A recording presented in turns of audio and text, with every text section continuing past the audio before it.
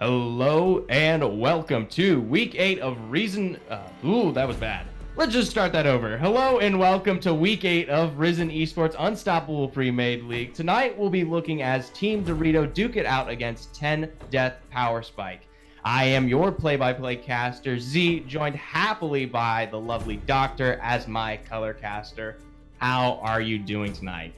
Well, we're on a Risen stream, which means I'm about to have a great time. And I kind of merged good and great together, which is just, man, we're off to a great start. I'm ready. Either way, the pick and bans are already underway here. We're seeing Fiora, Akali, and Set, as well as Nautilus, Fizz, and Vayne taken out right off the bat. A lot of top lane bans. Technically, all 6 of these could be top lane bans. Fizz top, I've seen that many times.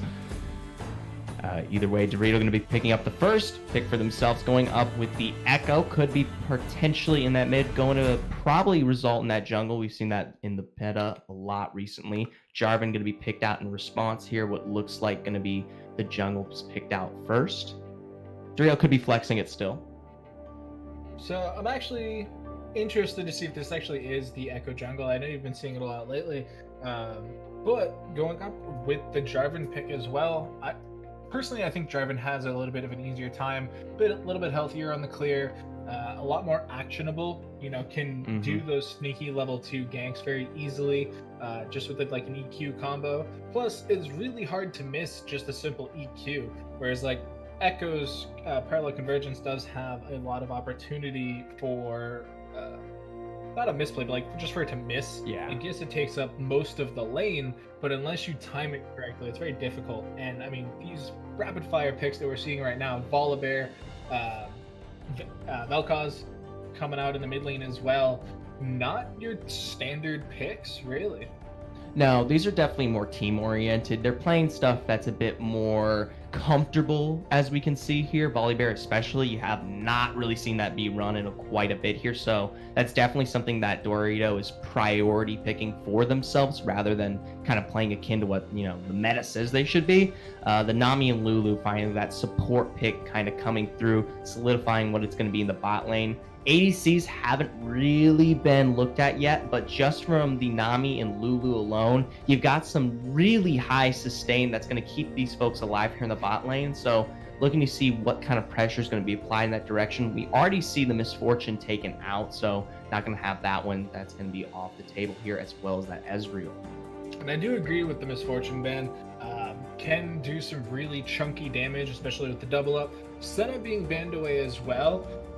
Necessarily sure I agree with it, just based off of Senna's current position in the meta. She's been nerfed quite a bit and now is really reliant on being able to prop up that support pairing.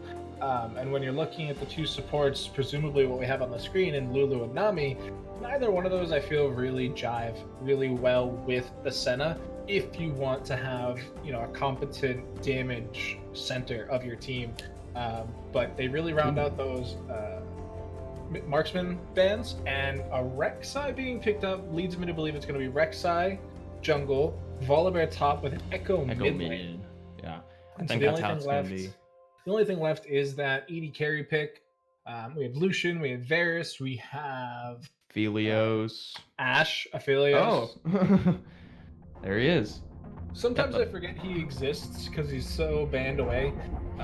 But they do go ahead and lock that in, so now we do have Dorito's full squad set up. And I think it's a pretty strong squad. And they're 10 death power spikes, rounding it out with an Ashe as well. That is a very poke-heavy bottom lane. Whether they decide to put the Lulu mid or support, either way, lots of damage, lots of opportunity there for kills, even pre-saved. Yeah, there's definitely been a lot of potential setup here on either side for the kill to come in.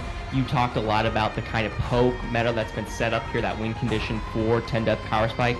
In turn, Dorito definitely has a bit more of a pick comp going through. They can really take someone out from afar, kind of get in there with a heavy dive, whether you be looking through with the Echo coming from the mid or the Rek'Sai from that jungle pick. So no surprise there. I think they may have a bit of a difficult time if you're Dorito trying to really get in there, especially since you have things available like the Lulu's Wild Growth or Shen's Stand United. So I definitely think Dorito, a bit of an uphill battle with what they have picked here, but if the damage comes through eventually, you're gonna see 10 death power spike go down as a result, no matter what. Yeah, and I mean, the 10 death power spike is real, but the problem with it is you have to get to that 10 death mark first. Oh, yeah. But absolutely. I mean, looking at these two top laners, you talked about the Shen and, what the power he gets once he hits level 6, he does have to go up against this Volibear. And the last time we saw a Volibear here, the last time I commentated Volibear on here, it was just a complete blowout. Volibear does have a lot of tools that are sometimes appreciated by the opposing laner, because you don't always necessarily understand how much damage he can actually put out in a split second with that bite, with the interrupts on his thunderous roar. And so you sometimes go into a trade thinking that you're going to be able to either get out and it's just a trade, but then all of a sudden Volibear is on you and it's a full-on skirmish and trade, and all of a sudden you get chunked for that missing health HP, and it's just so much damage you weren't expecting. Shen is in a particularly decent spot, though, being able to block auto attacks. So if he does get engaged upon, as long as he does have that ability available, he can, block out some of the damage. Yeah, just to pin it really quickly, if Shen really plays it respectfully here, Volibear won't have much of a chance to truly aggress on him as he gets to his level 6 power spike. In turn, Volibear, of course, going to be a worry for the entire side of 10 death power spike across the game as a whole, with that high pick dive kind of ability he has for himself. Moving down, though, towards those junglers, like we picked on a little bit earlier in the draft, Jarvan has a bit of an easier time aggressing into this jungle matchup. Rek'Sai, I definitely think, has that bit of the fog of war advantage, can come in from any direction and capitalize immediately, especially if he gets an early lead. The damage will be absurd, and he'll be able to just come at you from either which way. Jarvan, on the other hand, really great teamfight oriented presence, can come through with the flag and drag, hit it with the cataclysm, and really start these team fights in the right direction for 10 death power spikes. So I definitely think either which way for these junglers, I think it's relatively an evenish matchup. I do think something that does kind of sway in Rek'Sai's favor is just how squishy the 10 death power spike team is. Ashe, very squishy. Vel'Koz and Lulu, pretty squishy, especially pre-6 before the wild growth is available. Jarvan, presumably going to go the warrior build, which does indeed make him pretty squishy as well. Shen really going to be the only one that has the opportunity to be this kind of tank monster, especially since he's probably going to build armor just straight up into the Volibear matchup, that he will be able to survive Rek'Sai. But those other 4 champions on the team can get blown up pretty quickly by a warrior Rek'Sai. Yeah, absolutely. I think that's, if you have the assassin jungler on your team, you're definitely going to have to watch out across the board. You definitely don't want to get picked randomly here, especially if you're something like Ashe or Vel'Koz, caught out with, say, no Lulu or Stand United available. That can really turn pretty bad very quickly. But speaking of that Vel'Koz Echo, you touched on it a little bit, having that Vel'Koz not be really your standard pick there. He does have a lot of available damage for himself. It's just going to be very hard for him to get a full aggression off of Echo once, the Chrono Break comes to light here as he hits level 6. Echo, on the other hand, definitely has higher roam potential, and while he does have the issue of missing that parallel convergence, he definitely is, more well able to get in there and aggress on some of these squishier targets that we see on 10 death power spike. And Echo was picked before the Vel'Koz, so we don't necessarily know what the comms were like on 10 death power spikes picking phase when they decided to lock in that Vel'Koz, if they knew it was going to be an Echo mid and they made the objective decision to run that matchup. But it is early on, I think, a pretty decent matchup for Vel'Koz. Is going to have the pushing potential, is going to lock the lane in a way that doesn't allow Echo to roam very effectively, at least until he can get his Proto Belt. Once that is accomplished, Echo can start playing very aggressively. He should be right around level 5-6 at that point, so he'll have the ultimate available. So he can be very aggressive, trying to get summoner spells and things like that out of the Vel'Koz, and having the Rek'Sai option to come in. Vel'Koz is very immobile. He does not have any dashes, blinks, anything like that, especially once the flash gets burned. And we can't see summoner spells just yet, so I'm curious if he is going to opt into the cleanse to try and get out of the parallel convergence. I don't think it's necessarily the best play, maybe opting for a barrier instead, but it is an option. Right here, both of these teams relatively set up the bot lanes. Just going to touch on it real quick. They're both relatively scaling. Aphelios comes out on top eventually, but Lulu provides a lot of safety for the side of 10 death power spike. But with that, we've given all the analysis that we can give on our front here. It's going to be left up to these players. Both teams 6-1 currently, so this first game going to be easily one of the hottest things to watch here. With that, though, we're going to be going to a short break, so please stay with us as we go through this, waiting period.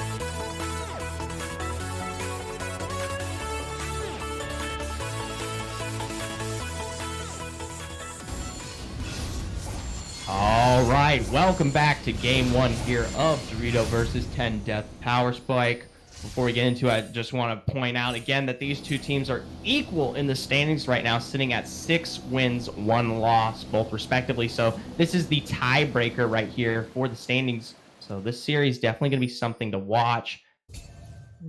Know their team here. Hog Pasta a little far up on this 5-point here because they're able to pick up some vision early, but nothing else other than that. And we do see the jungler going back to swap over to the sweeper trinket, I believe. No, he just forgot to buy items. No, there he goes. No, he did. He did. No, I was about to say. I think he already had items. Yeah, so he didn't have items and he got the sweeper. So smart decision. It's optimal if you think about it. He didn't waste any time buying items the first time. He really needed to just run down and get that ward out. But now making his way back towards the blue side, and pretty standard start I'm expecting. Phantom is going to counter ward, so they do have vision on it on O10's side. Yeah, neither team really giving up too much information across the board here, though. That river ward not going to be too detrimental either which way. Other than that, pretty standard starts here. You're seeing both blue sides picked out respectively. Which I am actually kind of curious about the rec size starting blue. It does lead me to believe that they're going to want to try and gank the bottom lane with the Aphelios Nami, which isn't a bad idea. If you can get this Aphelios going before the Ashe, then it is one less thing you have to worry about in a team where you do have heal barrier Volibear. Yeah.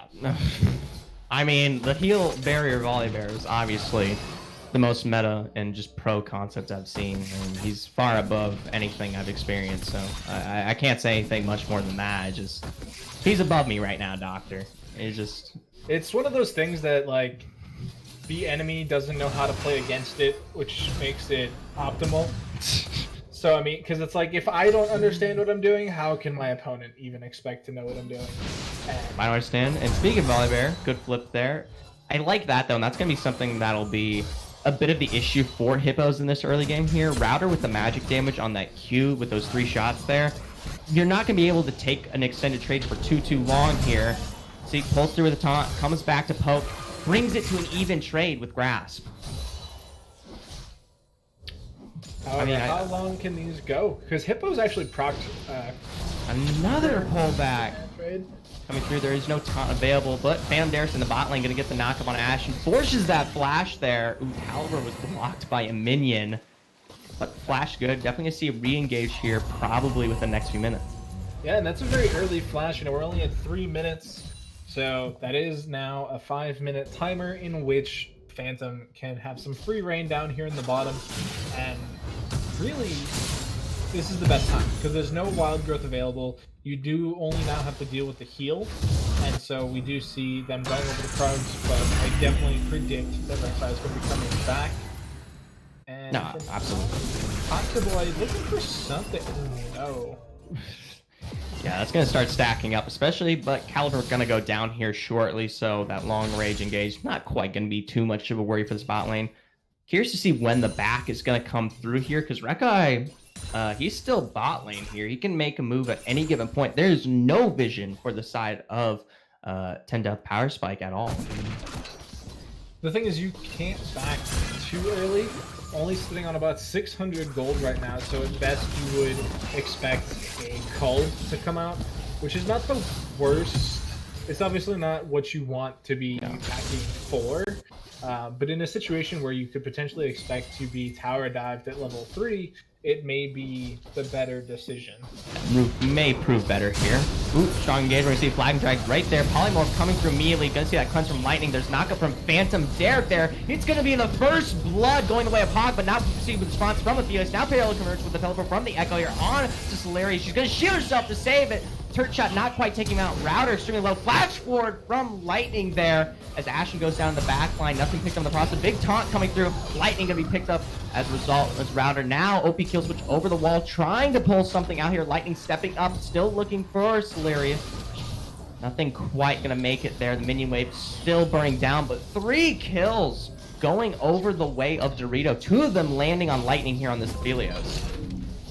And they do actually get a second plate out of that turret as well. So this gold lead is now not super aggressive on this board. It's only about 2.3k. No, that's way wrong. 1.3k. Sorry, 1.3k. Quick math. But the majority of it is onto that affiliate, which we were just talking about, does scale almost infinitely. And look at that. Cloud Drake being picked up as well. Look at the comparison of the first back there between Ashton and Lightning. Lightning picks up a long sword and a BF sword, whereas Ashton has to opt for that Dorn's Blade and a Sapphire Crystal, which is a little interesting because that can really only build into tier, which is a Mana Moon start, which to me does not make a lot of sense for Ashe.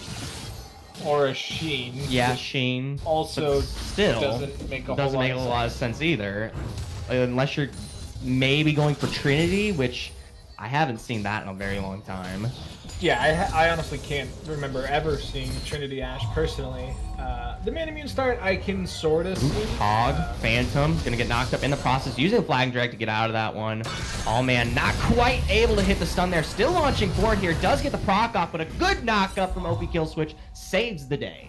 They do get the flash out of it. But yeah, I mean, I think the Mana Immune would be the choice here if you do pick up a Sapphire Crystal on Ashe. I'm not exactly sure about the interaction with her Q, mainly because, again, I've never seen Mana Immune Ashe. Yeah.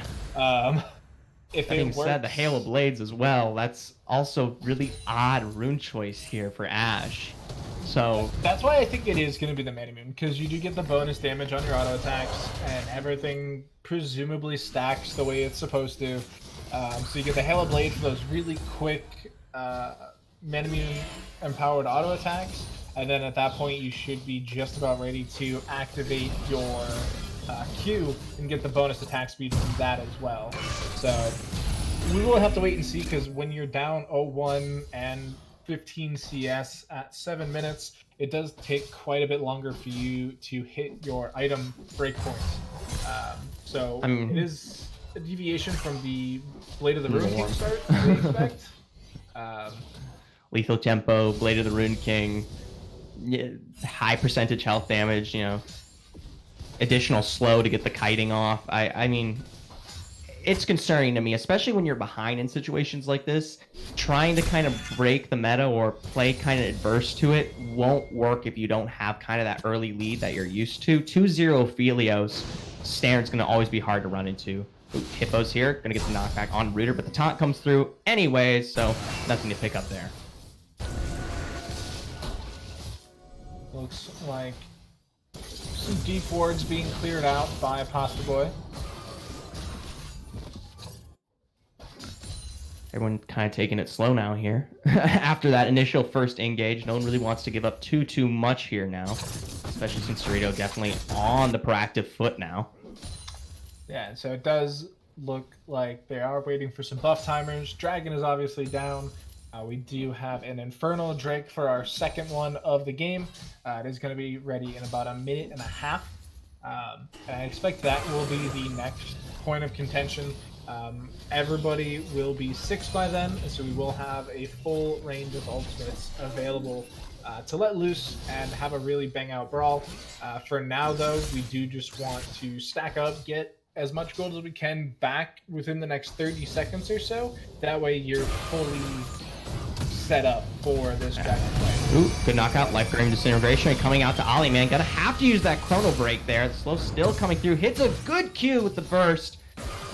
Ollie man gonna be able to make his way out of this fight, but very close there for kill switch. Yeah, holds on the flash though, which is pretty good. Didn't have it. Aliman did not have the flash available during that time period. Ooh, good taunt from Ross. We do see Thunderclaws coming out here. Hippos wants to take this fight pretty deep. The Router's already under turret and actually comes out on top of this trade very easily. Ooh. Yeah, being able to land the taunt is pretty big for Rooter. It is an interruptible ability, so if we do get the roar at a correct timing, it does interrupt the taunt, and so it doesn't connect. Ooh, Coming in the back here, Phantom Darius. No knockup gonna hit. We see the exhaust immediately, but the Tyler in the backline. Bubble coming through as we do see Shen coming with the stay. Now you're gonna get the Todd on to the Nami here. She's gonna be polymorphed in the process, but Aphelios with the crescendum, absolutely insane. Getting the kill on that. Turns his attention now to Router. Phantom Darius comes with the Void Rush. Now we see the backline. Costa Cataclysm comes through. Onslaught, big knockup as OP kills to pick up this one. Phantom Darius gonna flash in the process. Lightning, not quite gonna pick up Solari. Tries to get it with the turret, but gonna go down from Hot Costa. In the meantime, now the Q coming through from Phantom Darius at the knockup in turn double kill. Parallel convergence, not quite a hit as you see the flash for OP kill switch. That's gonna be 3 kills for 2 going in the favor of 10 Death Power Spike. What a knockdown brawl. Dragon's now available, but there's nobody alive to take it unless Hippos decides to take it himself. There are no smites available at this time. Possibly not in a position to contest just yet. He does look like he is running down towards that objective, however. But that was 2 more kills going the way of Aphelios. He now has a completed item to Ash's bits and pieces. And just such an unfortunate set of timing, because it looked like Ash was going to be able to pick up some gold for her own self, almost being able to take out the Nami, but surviving by the skin of her teeth and being able to make it out just to get taken out later. But still, these are gold piles not going the way of O10 the way they need to. And with the second Drake now going over at the 11, 12-ish minute mark, we're on pace for a very early Soul and Elder Drake. And it looks like it is going to be the Earth Soul coming out as well, which compared with Volibear, Life Form Disintegration Ray and Hippos, and there's the barrier. Finally used to save himself. I want to point out something real quick. We see Ali Man using the teleport to catch the wave top lane, teleporting from mid to top. It looks like they've switched lanes. I am curious. That is curious to me, because it isn't like Echo doesn't have an easier time against Shen unless you're going for Brick Break. Which I guess they did. From Router here, tucking through Enchanted Crystal, not quite gonna hit. Tidal Wave in response immediately. Polymorph finally coming off. Lightning now getting a triple grab at him. Root deep in the backline. Lightning engages. Void Rush coming through as Lightning picks a kill on Ash. And Bam Derek gonna be taken out by the turret shot. In the meantime, though, it's a 1-for-1 pickup in the bot lane. No turret goes down. And once again, the kill not going over to Ash, but going over to Aphelios. And now that we do have a Sheen and a Phage in the pocket, we can now confirm that it is going to be a Trinity Force build when you are 2k gold behind. She's effectively an Essence Reaver behind. I think you're not gonna be better off by opting for something like this in the long run, especially with how hardcore Aphelios scales up to the point and the safety he gets from playing around this Nami. The Trinity's never really gonna come to the point where it has that impact that it needs to.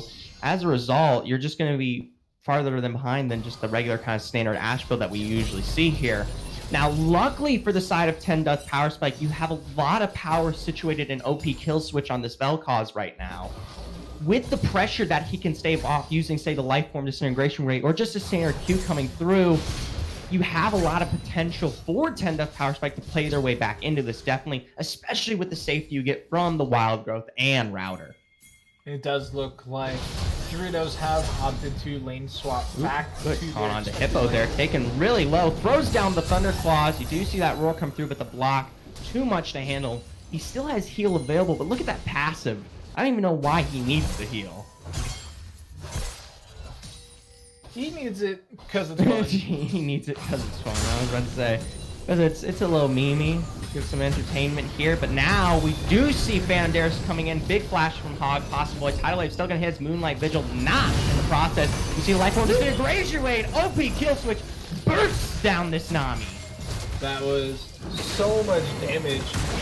Looking back on the stream on my other monitor, she goes from about 45% HP to dead once the passive procs.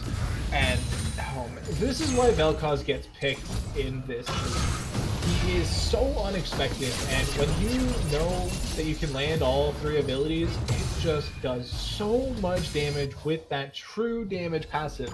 I don't think people really even understand that. Let me repeat it. His passive does true damage. It is not blocked by magic resistance or armor, and the only way to combat it is to buy more HP. It's just absolutely silly.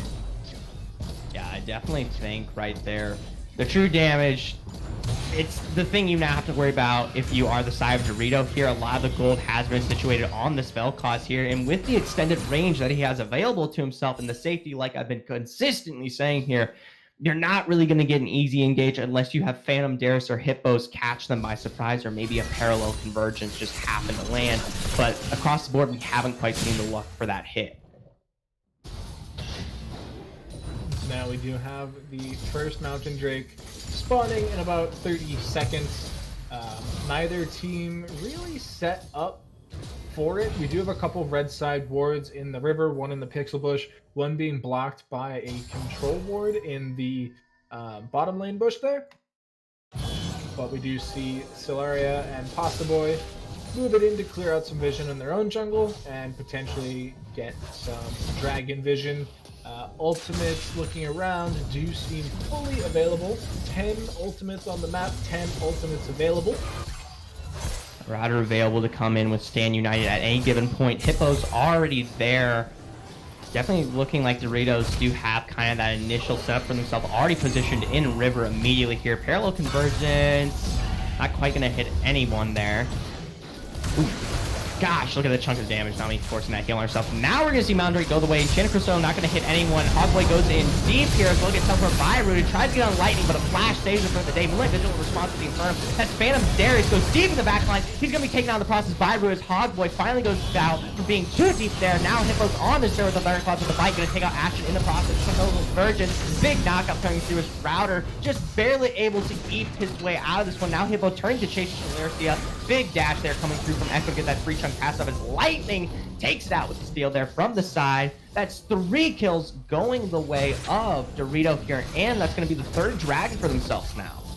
And that was almost perfect there from O10. They got the very clean engage onto Lightning. However, opting into the Cleanse Flash combo, he's able to cleanse out of the Shen's taunt and then flash out of the Jarvan pit. And from that point, he is just free to just lay waste to this O10 squad. So much damage coming through.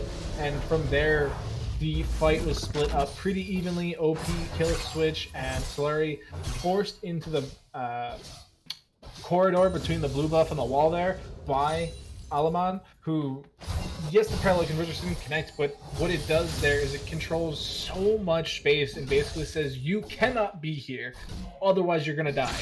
And that's all he needed to do. He stayed alive, he didn't get exploded by the Vel'Koz, who only picked up the kill onto, I believe, Nami there, actually. And from that point, the damage dealers are 2 split, and Aphelios is always going to kill the frontline faster than Kill Switch and Ashton right now, because he's just that far ahead. Yes, he has that 1 death, but he also has 2 full completed items. He is just going to obliterate this Jarvan. Ooh, trying to get an engage here on Hog. Ash coming through there with a bit of a slow. Nothing quite yet. The contention for this Rift still on the board. I don't think they're going to be looking to take this one. One thing I want to point out was the lack of cohesion by 10 Death Power Spike that really brought that team fight to the point that we saw. You had such a hard engage by Hog and Router that when we saw that separation from something, say, like the Parallel Convergence, they were so far deep in comparison. And as a result, this team fight, like you said, split almost immediately. Now here in the mid lane, you got Phantom Darius on the side here. Ooh, big Enchanted Crystal Arrow gonna hit on the Lightning here. Gets knocked in the process. Absolutely delayed by the Lightning Horn Disintegration as Alpha goes deep to the back line. We do see Darius, but a Wild Growth gonna save Solaria in the process. Still taking incredibly low. Good shielding for herself. Ashen's now trying to kite this one out. Good knockup. It's gonna be a double kill for OP Kill Switch. 3 kills in return, now going the way of 10 Death Power Spike. So, once again, that Vel'Koz coming in clutch. Just so much damage onto Lightning there. Got exploded by that passive. Woo! And honestly, the only thing you can do to combat it in that situation is to have a GA. If you don't have a Guardian Angel, that is the expectation for what we can expect. And the chat saying, classic overextension. The guy was almost at his own tower. Like, there is not that much closer I mean, get to full you save. have to pay respect to the Enchanted Crystal Arrow at any given point. It's one of the best sudden engages by any ADC, so... I mean, that's very true, but that was the also first arrow that's hit all game. I was about to say that it's the first arrow hit by Ashe in this game. I've seen several missed Enchanted Crystal We're Arrows. 20 minutes in, and the good first respect. arrow... Proud of him. I mean, that's what we're looking for. If you want to win the game, you gotta start hitting those arrows, and that's exactly what I'm seeing. Blue team's turret has been So now the problem almost becomes the 1-3-1, because when you have a situation like this, you want to put your bottom lane middle and your solo laners to the side again. However, the bottom lane for O10 is just going to get smashed again. Like, it's just a really unfortunate situation because of how far Aphelios is. So you need kill switch in the middle lane, which is what they've been doing. The problem is it leaves one of the solo lanes open to be run through. Enchanted Crystal Arrow cleansed out in the process there by Lightning. Gosh, always Nami still almost died. Nami wasn't even the target. So much. And so now this does open up the tower. Jarvan here as well. It is 4v2 in this middle lane. They do get the tower. Meanwhile, Echo pushing blindlessly in the top side. But he's Echo. He gets to do this. And so now they're putting Shen back top lane now that he's gotten the tier 1 in the bottom lane. But what they have been doing is having Jarvan split in the side lane. And this is a Cinderhulk Jarvan. He's not gonna win a 1v1 fight against either Hippos or Alaman. It's just not gonna happen. And he's gonna lose the pushing game between them as well. So they really need to take better control of these 1-4 situations and push more aggressively. And so that's what they've been trying to do with this Enchanted Crystal Arrow. It worked the first time they got the kill in the late lane. It worked the second time they got the mid lane tower. And so now they just need to continue doing that. Spot out here going to be leaped across Hogboy. Enchanted Crystal Arrow, a big snipe coming through from the mid lane. Polymorph's stun there, not the knockup, but the Lifeform Disintegration Ray. Gonna be the one to take him out. OP kill switch, another kill to his name here now. And so I was concerned very early on about who was going to be able to kill the Volibear, especially with this kind of cheesy heal barrier build, because there's just so much sustain built in. But kill switch making the correct decision, picking up that early Morellonomicon for the grievous wounds, and we saw there that even with both summoners being burned, Hippos was not able to survive. And now 10 Duck Power Spike gonna be picking up the first dragon of the game for themselves here. Phantom Darius still looking for the steal if available. Gonna go over the way of 10 Duck Power Spike as he gets knocked up in the process. Another kill going the way of OP's kill switch. So much gold situated on this Vel'Koz here. Actually detrimental. Ali Man so aggressive on this top side, by the way, trying to continually push into router here. And it's been working because there isn't any magic resistance yet on router. He's been stuck in a lane. Ooh, Enchanted Crystal Arrow knock up as well. Hog Pass gonna be the one picks up. Cataclysm not quite gonna hit as a flash comes through from Ollie Swallow there. That's just such a dramatic engage. If you hit the Enchanted Crystal Arrow, that's a free setup for OP kill switch and anyone else on your team. And what's very interesting is, so typically if you have cleanse in a situation, you expect to be safe. What this Enchanted Crystal Arrow build has done is it's forced Lightning to buy a QSS as well. He spent 1,300 gold of his obnoxiously high lead on an item just to prevent what we just saw from happening. And unfortunately, he was a split second too late on the QSS itself, and so everything else landed in turn. And you can just see how much damage Killswitch is doing right now with just 2 items and a fully stacked Dark Ring. It's just absurd. Yeah. And so now QSS is on cooldown. Cleanse is going to be up by the next time they get within range of each other. And I almost wish Ashton had gone like Essence Reaver CDR build so that he would have like a 30-second arrow. That was the old build. I remember that. The consistent arrows. If you were the setup for your team, that was what you ran a while ago. I think that's something they just have to continue to play with. If they keep doing that, keep playing around the downed cleanse and the downed QSS on this Aphelios, there's nothing much you can do. All Dorito is looking for is to try to get into that backline, make a pick, say, with Phantom Darius and Alley Man. But there's so much sustain and so much protection on these laners here that really hasn't provided for itself yet. And I mean, so right now, with the build he does have 20% CDR, and it does give him about a 56-second cooldown on that Enchanted Crystal Arrow. So the cooldown on QSS, 90 seconds. Cooldown on Cleanse, 210 seconds. So you do have a window where you can catch lightning when neither of these are available. Hog Pasta here, not quite going to get the slow there. You see Lifeform Disintegration Ray. Zonia's going to come down with Parallel Convergence. Big Enchanted Crystal Arrow from the side there, but no one to follow it up. Still just applying pressure on the side, but that mid lane turret's going to go down as a cost. So, kind of an over-aggression there from O10. They thought they could get the pick onto Echo. They are going to end up losing 2 mid lane towers for it. Trying to push his way into here. Now you see the disengage by Dorito, trying to make their way out of this fight. Hog Pasta already stepping up to the plate here.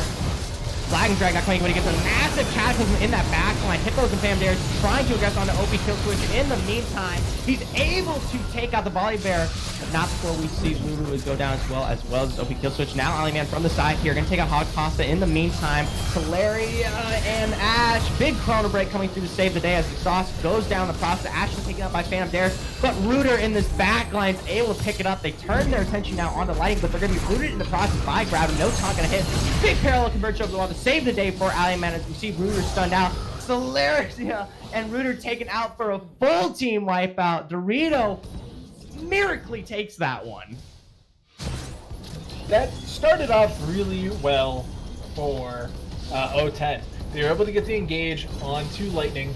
The instant flash away from the Flag and Drag meant that he was prime picking for the Cataclysm. He got locked into it. He had Jarvan and Shen to deal with because the Shen ultimate came through. But what happened is because the bottom lane split with the top half of the map, and the top half of the map went aggressively towards the red side of the jungle, it meant that Killswitch was able to get caught out. He had to deal with Rek'Sai and Echo, 2 assassins jumping on him at the same time. Actually, Volibear was there too, and he was able to kill Volibear because of how little HP he currently had, because he only has that Sunfire cape really, with only the magic resistance of the boots. But there's still only so much that Killswitch can deal with at this moment, and once he goes down, there really isn't anybody that can deal with Lightning. And so they are trading the Dragon for this Baron, and the Dragon's not even up yet. It's just now jumping into the pit. Just registered that they took the Baron, I think. They did not particularly see that one coming. They opt to pick up that second Dragon, but in comparison to the pressure that is now needed at this stage of the game, I don't know how worth that was. We talk a lot about windows right now. That would have been the perfect window for the side of 10 Death Power Spike to really get back in there, come through with something, say the Enchanted Crystal Arrow, engage on a weakened Dorito as they take some of those Baron stacks and get the kill. Now Parallel Conversion comes through, big stun, Moonlight Vigil in response, not quite going to hit much. Hog Pasta now on this backside trying to take out Phantom Darius. But either way, nothing comes across for either of these teams here. But like I was saying, that could have been a perfect call for the side of 10 Death Power Spike. They just didn't take it. So now there is a bit of breathing room here while Doritos reset, get some waves pushing. They once again just have Echo in the side lane because it's working out. It's drawing the attention needed, and there isn't anything else for O10 to try and pressure. There's no objective on the map. The only towers left that are even really available are the tier 2s top and bottom lane.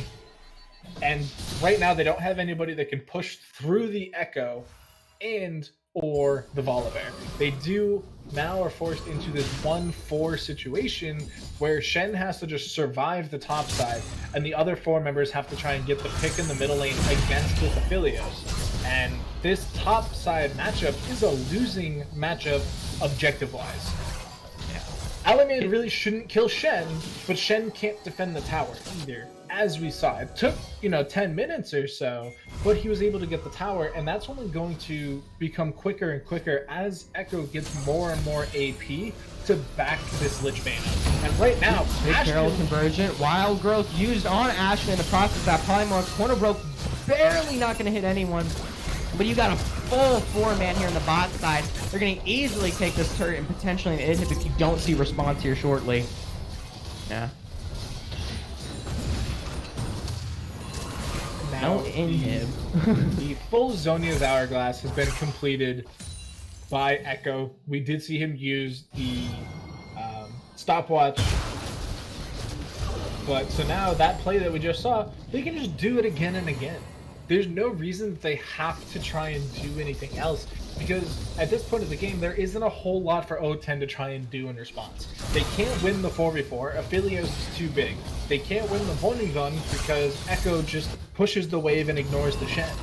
And so now, unless you get another really good pick onto Lightning, who does have the completed QSS and Cleanse available right now, it's really difficult.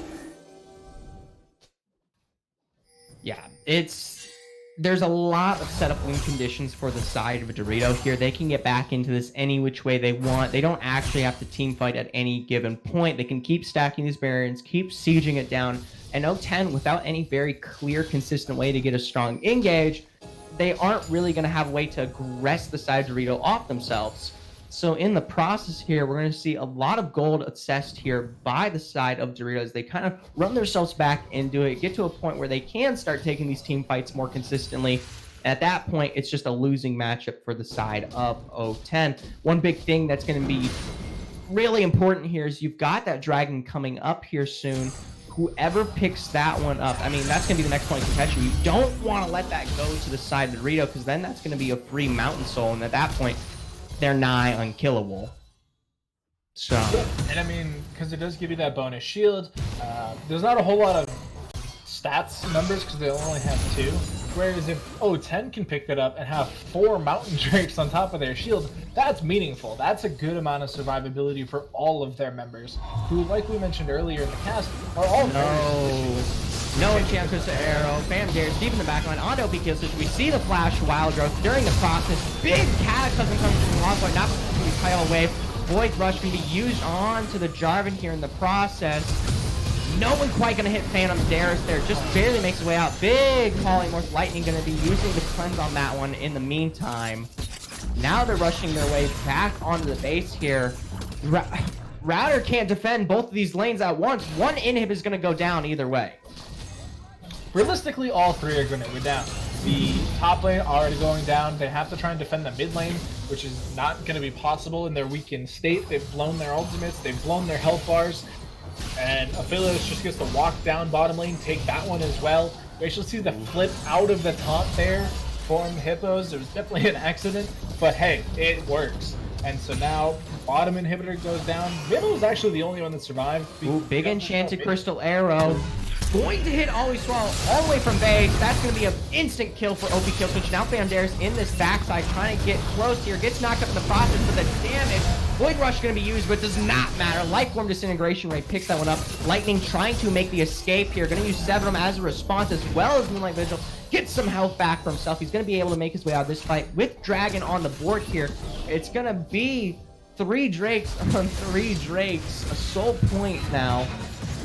So actually, that's a huge blunder there from Dorito. They kind of over-pressured that top side. There was no real need for Hippos and Alaman to go as deep as they did. Baiting, trying to get the kill onto kill switch because they really wanted to go for just a full victory there, because if they kill him, they can push through the rest of the team. It does end up costing them that Mountain Drake. There is another one in 4.5 minutes though, and that one will be soul point for both teams. For both teams, you're right. Yeah. But I mean, they could have, instead of going for that last engage there, if they had just fallen back after getting the inhib, picked up the soul, then now they'd be in such a better position for the current Baron fight. They can probably win a fight without it, but like, they don't have the pressure to aggress on this Baron though, Doctor. They've got both bot and top wave consistently pushing in here. They're gonna make the clear here. like Dorito, had they taken the Earth Dragon, they could very easily get Cataclysm Flash. Only man gonna use that one. He's got teleport up to make his way to this Baron need be, but it does not matter. Concealed pressure. This is an easy Baron for Dorito. No question. It is gonna be their second of the game, and no contention at all because of, like you said, those two super minion waves just now hitting the base. And because we don't have a Renan's Hurricane Ash, Vel'Koz is currently the only one that can really do anything about it effectively. And thanks to that Baron now, it is going to be a little bit harder for him to try and do it. And man, I feel really bad for the Shen because he is trying so hard to keep these waves clear and make sure that his team can pressure other parts of the map, taking advantage of that Sands United. And he just has to sit there and get abused by either Volibear or Echo or whoever else they decide to put in his lane. And it's just a really tough spot to be in. Surprising here, it's 36 minutes in, and it finally looks like Ash gonna complete her second major item here. I think that's gotta be one of the major problems of what happened here with O10. That just massive bot lane difference in terms of the power here. Ashton can't even manage to clear wave. That just gives so much pressure to the side of Dorito right now. So he does have the gold to complete this Essence Reaver. But like, Enchanted Crystal Arrow, Lightning gonna use the QS there, or Scimitar now. So again, 90 seconds on that, but he still has his cleanse. So... See a big knockup flag and drag coming through onto Alleyman and Spotling, gonna be taunted in the process, goes down from Router, but the engage is so deep here. Hippos and Fam Dares stepping up in the process. Big Polymorph coming through, taking it very, very low. But he's gonna heal in the process. Hawk tries to get the knockup, comes through with the Cataclysm, but he's ripped apart by Lightning. They turn their attention to Router. It's gonna be a double kill now for Lightning. And with only Ashen and Celercia up to make the defense here, first game is gonna go over the way of Dorito. And so, really unfortunate at the end, we saw the Echo die, but we actually missed Vel'Koz dying off screen, which, again, if that Vel'Koz dies... Yeah, if Vel'Koz dies, that's your power for 10 death. Who coincidentally had 10 kills. That's funny. I think if you're the side of 10 death power spike, looking into that next game, you have to stunt some of the bleeding that we saw early, and you need to get power and gold situated on more than just the mid lane. It's a lot when you put all your eggs in one basket and you're just trying to protect someone alone. Ashen did not have enough to really step up to the plate and be kind of the managing pick for his team, and as a result, there was so much pressure that could be applied in the end to OP kill switch once we saw Dorito finally get to that point in the game. And so going into the next game, I do expect these picks and bans to be quite different. I can't imagine we're going to get, 4 AD carry bans again, or just the abundance of top lane bans. They are going to probably have to take the Aphelios away, put Lightning on something a bit more early centered. Or try and get him on something more early centered if you are O10. And then I don't know what to do for power spikes bottom lane. The Ashe is a current meta pick, but it wasn't played for the reason it's a current meta pick. I understand that they did have a game plan attached to it, but unfortunately, when your game plan gets beat by simply playing League of Legends, it's a really tough game plan to execute. And right now, they really need to focus on ease of execution. Yes, it's very easy to press R and follow it up with a full Vel'Koz cycle, but we saw Lightning accommodate that with the QSS, with the cleanse. So I hope that they can get something a little bit easier to execute for Ashton going into the next game. Yeah, with that, we're going to get the next game all queued up here. So we're going to be going to a short break as we rotate through that period. Stick around as we see what will be an exciting game 2.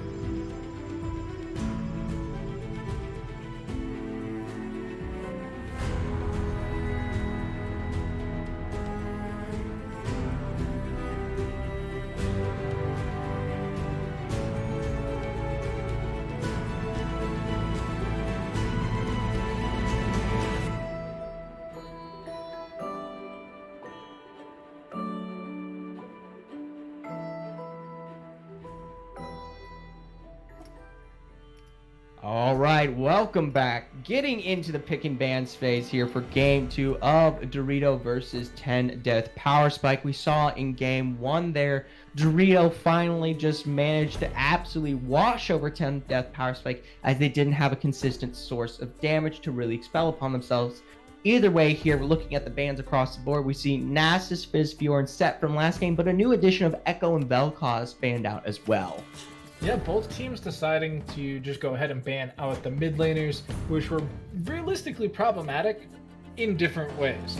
You know, the Echo was able to split push effectively and draw out O10 across the map and make some pretty odd decisions, whereas the Vel'Koz was just pooping out damage all over the entire team. And when you are surviving every fight with 30% HP, you definitely rethink some life choices. But so now we do see the differential from the Ashe. We are going to be picking up Caitlyn as the first pick on O10. Not the most high damaging Caitlyn I have seen. AD carry I've seen. I have been seeing some interesting Caitlyn picks. There is a lethality Caitlyn build going around YouTube as well. But it looks like Dorito is going out and picking up Volibear once again and picking the Lulu for themselves. Now, definitely if Dorito can play into another hyper carry here, we saw that again with the Aphelios last time. The Lulu obviously works far better situated into that kind of bot lane for themselves, so no surprise there. Like you said again, Volibear going to be picked up going away of Hippos again. That worked out relatively well. It just provided another source of engage for the side of Dorito. On the flip side, we're going to see an immediate response with this Ornn. Could end up going mid, going to probably end up in the result of the top lane. Either way here, we do have that matchup, possibly Router versus Hippos. Ornn, definitely something you got to worry about, of course, through and through the team fights, but definitely has a really good sense of the 1v1 and can get ahead in lane need be. Either way there, looking to see what this next pick. Ornn Volibear is actually a really bad matchup for Ornn. Because of that Thunderous Roar. I was talking about it last game, how you can use it to interrupt the Shen taunt and, you know, save yourself some CC there. In the Ornn matchup, it's so much worse because you can get Thunderous Roared out of your ultimate, so you miss the second hit, so you don't get the knockup there. And if you try to do the QE combo, Ornn does get roared out, and you cannot get your stun knockup, which is a pretty big portion of that 1v1. Ornn scales very effectively across the whole team. You do get just a ton of gold out of his passive. But that's a very unfortunate 1v1 to find yourself in. And Dorito picks up this bot lane. Kog'Maw. Yeah, Kog'Maw is a golden oldie. We used to see this all the time, and Kog'Maw is in a much worse spot. You know, used to. Keyword there. No, Kog'Maw's not in a good way whatsoever right now. I think if he has the time to scale up and get to that hyper carry potential, and he has the safety from Dorito, then we'll start seeing something a bit more manageable from the side of Dorito. But as it stands now, the Caitlyn Nami matchup in that bot lane personally works out far better. Man, I really don't know what to expect out of this bottom lane, but it is a hyper carry. Kog'Maw is a hyper carry. He will have the opportunity to just sit back and throw out auto attacks, which worked out very effectively for them last time. You know, the Aphelios was able to sit in the background a lot of times. He did get caught a couple times, and so I'm expecting that we are going to have Flash Cleanse once again for Kog'Maw. But now that we're in the second ban phase, Olaf, Rumble, Galio, and Rek'Sai once again hitting the board, this time on the ban phase. I'm expecting it, and I don't want to speak this into existence, but I am expecting it to be an AD carry Kog'Maw, not a mid lane Kog'Maw. Which, thinking about it, mid lane Kog'Maw might actually be in a better position than AD carry Kog'Maw. Either way here, Dorito picks up the Graves. Going to be going in that jungle there for the side of Dorito here. They don't have the Rek'Sai to their name anymore, so they're going to opt for that one instead. Definitely a lot of high burst and damage. You have to respect the consistency that can come through, especially with that ultimate, the collateral damage at any given point. 10 deaths in response, looking without that Vel'Koz there. I think they're going to opt for the Ziggs in the mid lane. It's not quite locked in just yet, but that is a another high damage oriented carry in the mid lane, especially with the intense pushing power that can come through if you get ahead. So I really do like Ziggs. I don't think that Riot has ever put him in a position where he's been bad. He's not as high damaging as Vel'Koz per se, but what he is he is another zone control mage. He is going to be able to throw down mines and his satchel charge and control tunnels and portions of the map that he's basically going to try and tell the other team, no, you can't come this way. Along with that insane pushing power that you were talking about, being able to use the ultimate to just toss to a side lane and try and get something out of it, just to keep waves pushing for them in their favor is another good portion to have. They round out their composition with the Jarvan once again, and dorito responds with a Malphite, which, looking at this composition, leads me to think it's mid lane Malphite, which is going to be AP, which means that, unfortunately, the bottom lane of O10 is once again in for a really bad time. Yeah, you can say that again. Well, interested on that concept. Dorito seems to kind of stem their whole team fight around getting some really strong engage or being able to collapse on what your strong pick is if you're, have something that's really far ahead. In terms of last game, we saw OP Kill Switch really get far and beyond there on the Vel'Koz. As a result, Dorito used all of their available power to kind of take him out in the meantime. So I can see where it's coming from. I just think it's a very interesting pick to run with. I really don't understand. Yeah. What are these team compositions? Well, what's interesting is that the bans were different than last time in a way I wasn't expecting. Like, I wasn't expecting an Olaf ban to come out of nowhere. I wasn't expecting a Rumble and a Galio ban to come out of nowhere.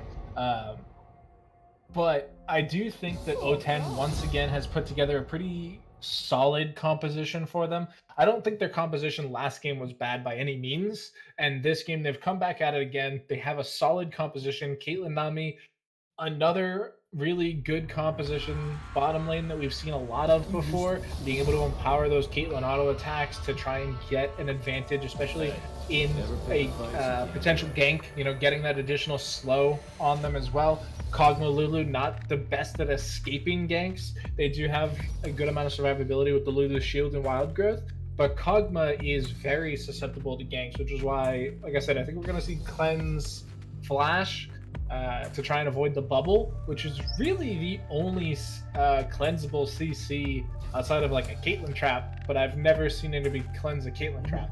Hey, you don't know, that could save the day at any given point, but you still get the headshot damage. So you still get the headshot damage, but I mean, an initial Caitlyn trap out of nowhere could potentially cause another setup as you come through, say, a Jarvan or an Ornn with a, anything. So it's not possible, but it's just not really the most feasible option for that.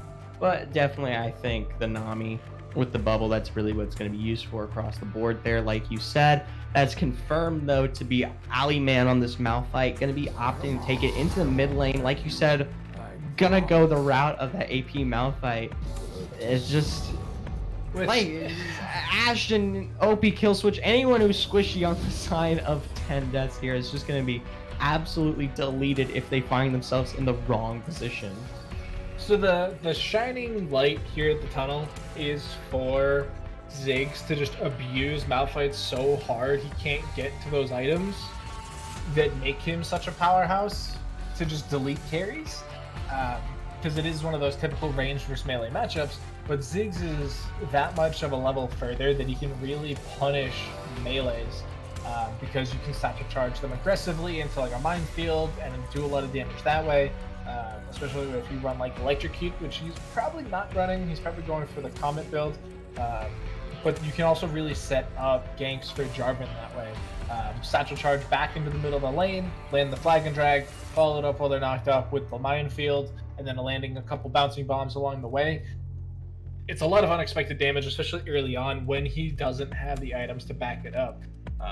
But Malphite is tanky, I guess. He's not going to be able to build a lot of armor against this squad because he is going to be in that magic lane. But I honestly don't think that they are concerned with building armor on that Malphite. Yeah, no. Fully lethality AP damage train on that one. Lethality. No, I think that's definitely going to be the high burst potential in the mid lane, like you said, but it always comes back to what OP Kill Switch can do. I have a lot of faith in him on this. Ziggs, of course, he can come through and really lay down the damage at any given point. Need be, and I think with the pressure that he has applied coming through with Satchel Charge at any given moment, you won't see enough of Valiant until we start getting to those team fight concepts. And at that point, all you have to do is dodge that ultimate, and once that's down, the Malphite, other than his Q, is relatively useless towards the side of 10 Death Power Spike. But as you said, if he hits it, then I don't know, man. That's it. I am a little saddened by picking the AD cog. Because like I said, I do think AP Kog'Maw is the stronger of the two positions. They could have gone like an AP Kog'Maw with even like a Varus. Actually, they could have picked the Philios again. Why did we not pick up on that? They could have just straight up picked the Philios again. Unless I closed out of the OP draft. No. Philios was still available there. I definitely think they're opting for the combo here on Lulu and Kog'Maw respectively. So I think it can work. I think you have to pay a lot of respect towards the Kog'Maw if you're the side of Dorito. You have to know what your ADC is capable in working with. Either way, it's going to be a while before he gets to the point where he can really contest against some of the damage that can be outputted by 10 Death Power Spike. But if you do get him to that point and you provide the adequate peel, getting into some of these team fights, Lightning definitely has the opportunity to kind of mitigate some of the weaknesses of Kog'Maw, and that always goes from no matter what meta it is, you have to protect the immobile ADC. Yeah, and I mean, if they can kill everybody with Malphite, then all Kog'Maw has to do is take down towers. You're right. It is super easy.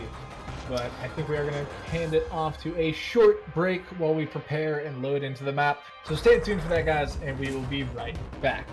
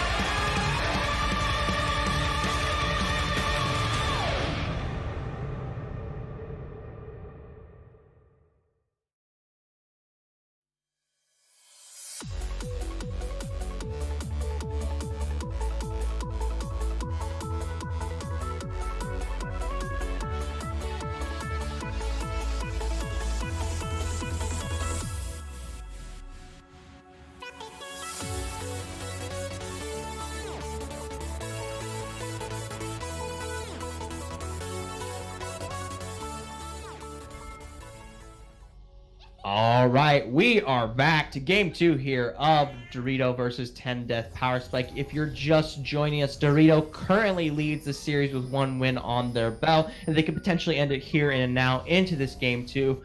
Both teams, though, looking for a standard 5-point. You see a bit of a rotation by Hog Pasta here. Potentially going to look for that early ward like we saw last time.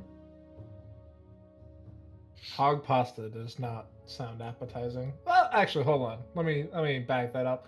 Pasta carbonara. Have you? I was going to say, whoa. There's 100% a Hog Pasta. Well, I suppose it depends on your definition of hog. Like, because if you're just talking about bacon, then you do pasta carbonara, which is I was going to say it's a carbonara. Yeah, which is delicious. So, alright, yeah. No, I take back my statement. Hog pasta is great, dude.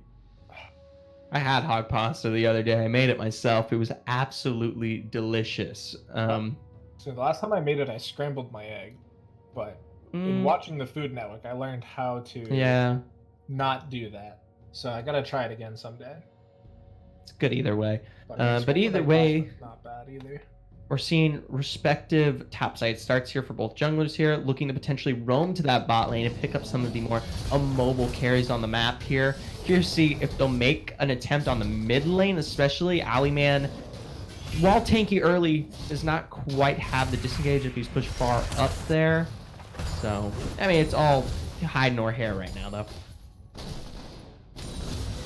So both junglers starting on the top side of the map. It looks like Graves got a leashless first camp. Ollie Swallow here taking a big source of poke across the board. Ashen stepping up to match this. Personally, Lightning should not be taking trades right now, especially for what I just saw. Look at him. Already below half health here. Forced to use that pot immediately. He's gotta wait. Just that Nami. He's gotta wait. Like, every time you play against Nami, you're just going to get ebb and flowed all day. And he has a relatively short-ish range eating carry without his W active, so it can be a little difficult for him, especially in this lane. Yeah, it is something that we've seen played out over and over again, and that is something we're going to be seeing a lot of today as well. I think now looking at the side of 10 Death Power Spike, you have so much aggression early game that you can capitalize on before you see Aliman get to the AP damage that he needs, before you see Lightning get to the Kog'Maw, full damage Power Spike. If any time, it is now for Hog to really look for the hard aggression. The problem is, what lane does he gank? It has to be that topside lane because the other 2 lanes are going to be constantly pushed in. And I wouldn't expect them to go for a tower dive, especially against Lulu. Ooh, good knock up there on the Hippos. Gonna be thrown back, not under turret though. I thought yeah, I did too. One thing I always really dislike is the concept of these lanes are super pushed in. It is completely up to your team to not make that happen. You can sit there, you can freeze wave, you can hold it back so you give the opportunity to say Hog Pasta come in here. If you're not looking for that sort of thing, I think Aliman is a super easy lane to gank. He's immobile essentially. You can come in at a given point. You can get the satchel charge like we just saw. Ooh, Hippos here. The satchel charge did send him pushed him away. The wrong way. It actually saved his life. But yeah, I mean, that's exactly what I was talking about in Champs League. That is an opportunity Ziggs will have to open up these gank opportunities for Pasta Boy. Another clap. Another throw. Router and Hippo's both super low on mana there. Yeah, I was gonna say, if Router had more mana, he potentially gets the solo kill there. The passive already being procced onto Hippo, so he does not have that life-saving opportunity. Ooh, big bubble. Good job on Nami there. The flash coming through just barely. But my gosh. You've got to pay respects to this bot lane right now. Yeah, I mean, you are 2 immobile champions, and Nami bubble is not that hard to land. It will be something you need to keep your eye on. Router being a little bit generous with his mana usage there, but the lane is now pushing in towards him, potentially setting up for, like you said, a gank in the meantime.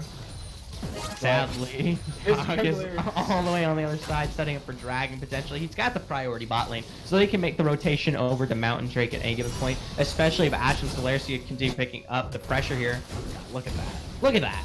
I mean, yeah, they already have one plate, and I'm pretty sure they're pretty close on the second one, which is partly in part to the change to Caitlyn last year, allowing her to headshot turrets, which ever since then I have said is one of the most bonkers change they've given that champion in any sense of the word. Hey, the turret has a head. It should be viable. Anyways.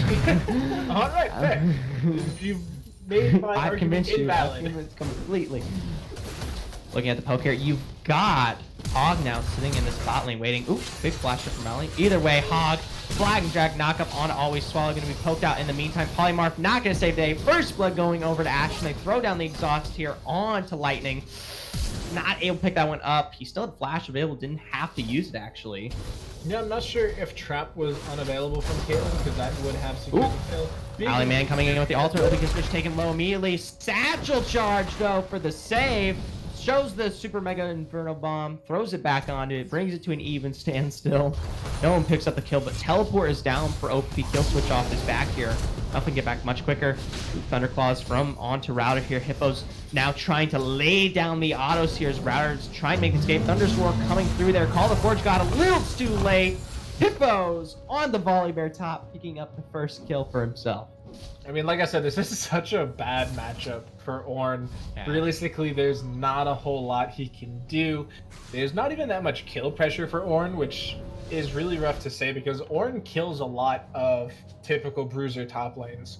But between Hippo's passive, along with the sort of cheese barrier heal, you lose all potential for the kill, and now you only have to deal with getting killed, which he's been spending a lot of time. To deal with getting killed.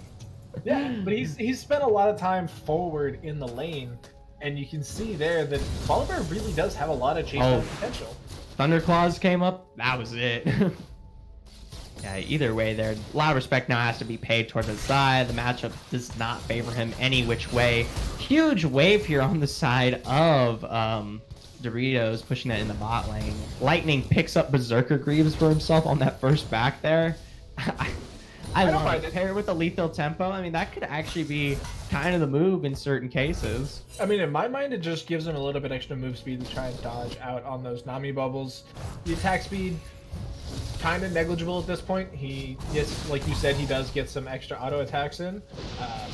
But he's probably only ranked. Pressing back onto Router with Thunderclaws. Good knock up in response. Router, though, throw down that heal in the meantime. He's able to digress out of that one, but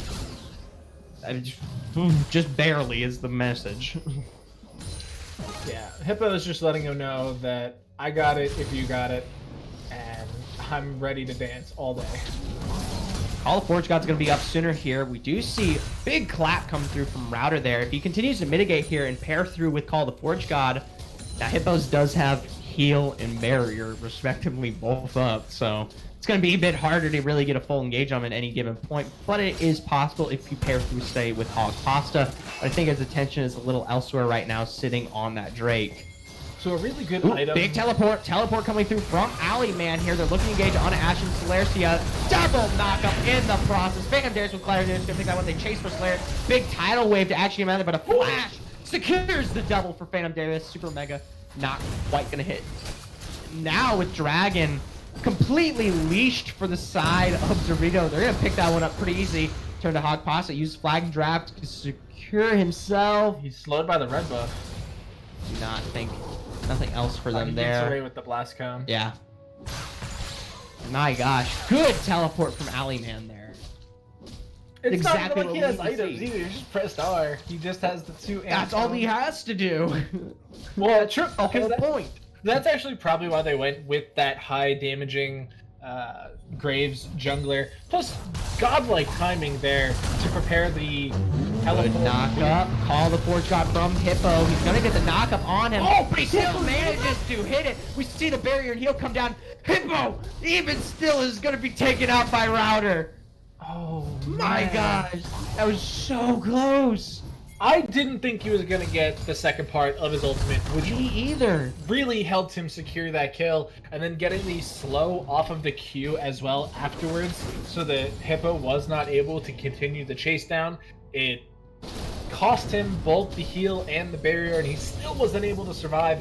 And I tried talking about this earlier, but the Brambleness pickup from Router is going to make what we just saw so much easier, because he had to kill hippos through the passive proc, the heal, and the barrier.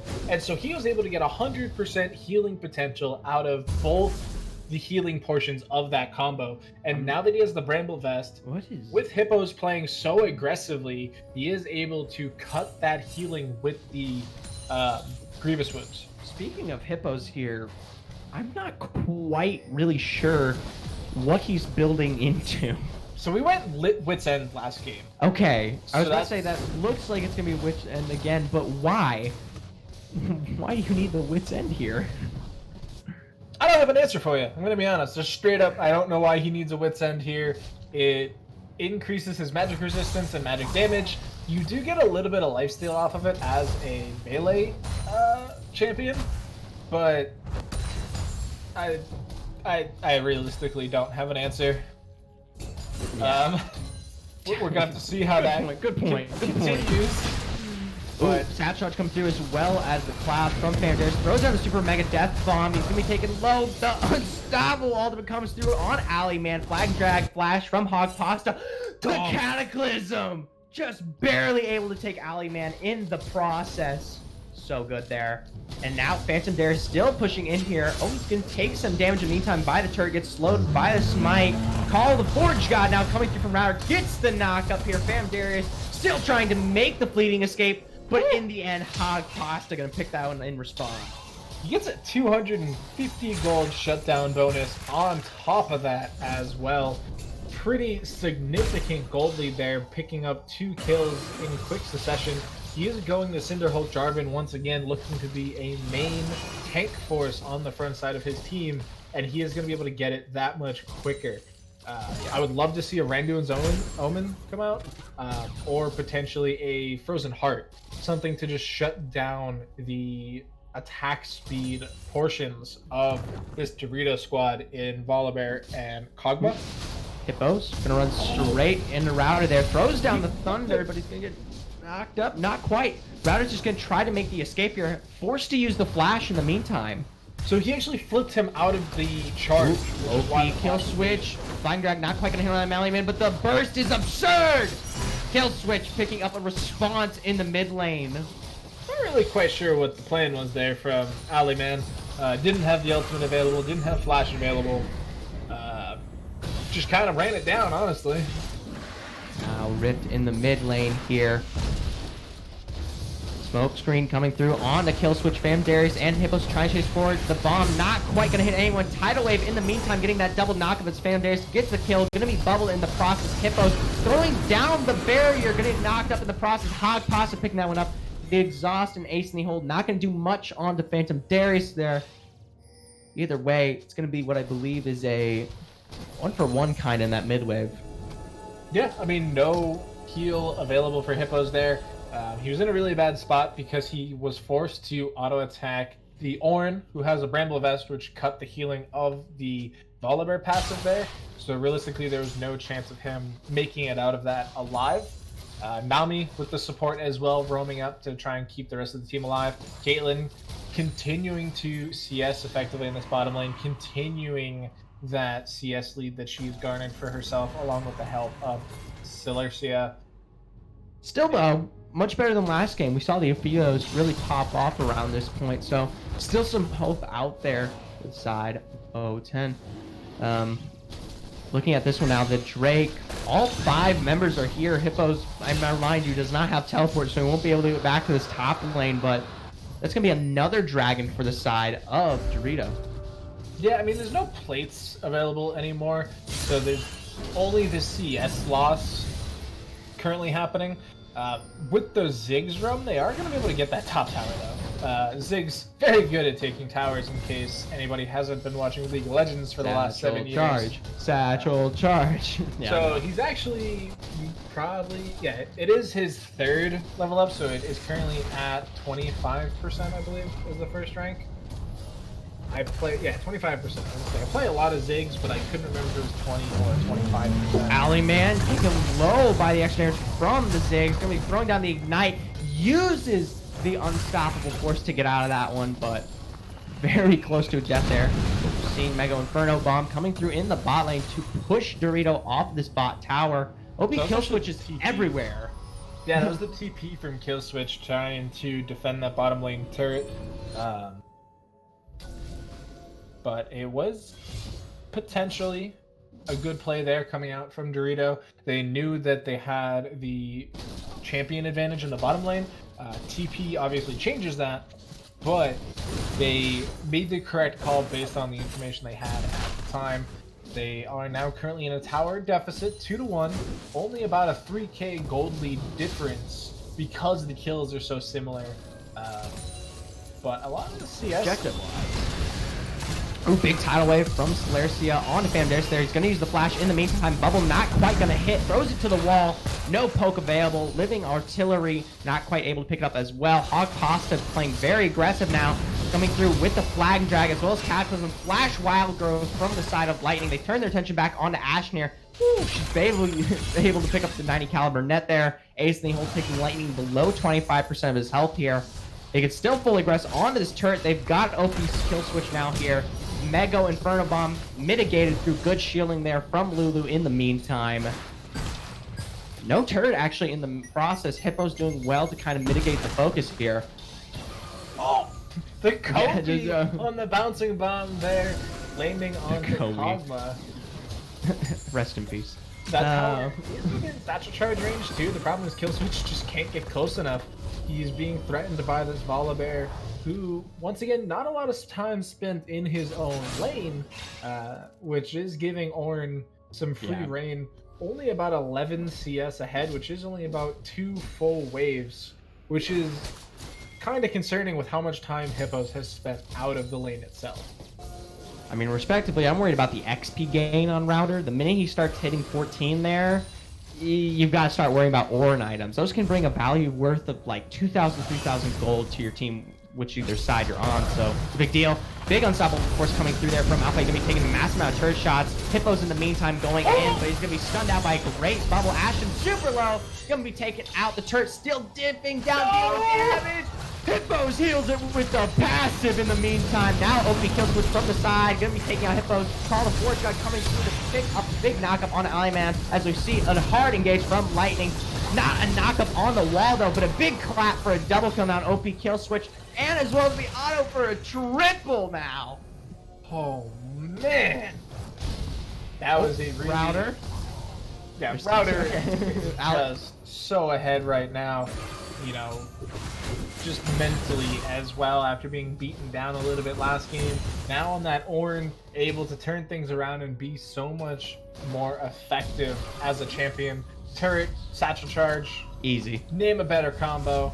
But really well played there by Ashton, being able to flash away from the Volibear. He does end up going down in the end, but he forced Hippos to spend so much time under that tower that it ate up all of the health he would have received from the passive just in tower shots, which then set it up perfectly for Killswitch to come down, collect some free health, some free kills.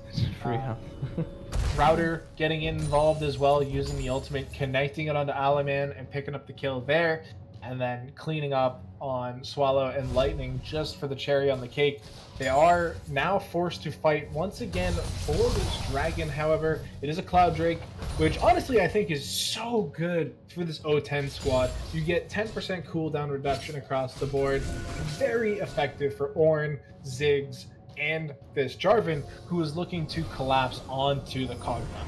Whereas 10% cooldown reduction on the Dorito squad, I honestly don't think it matters. You get the Wild Growth and the Alleyman Malphite combo, but like Lightning doesn't need it, Phantom Darius doesn't need it, Hippos doesn't really need it.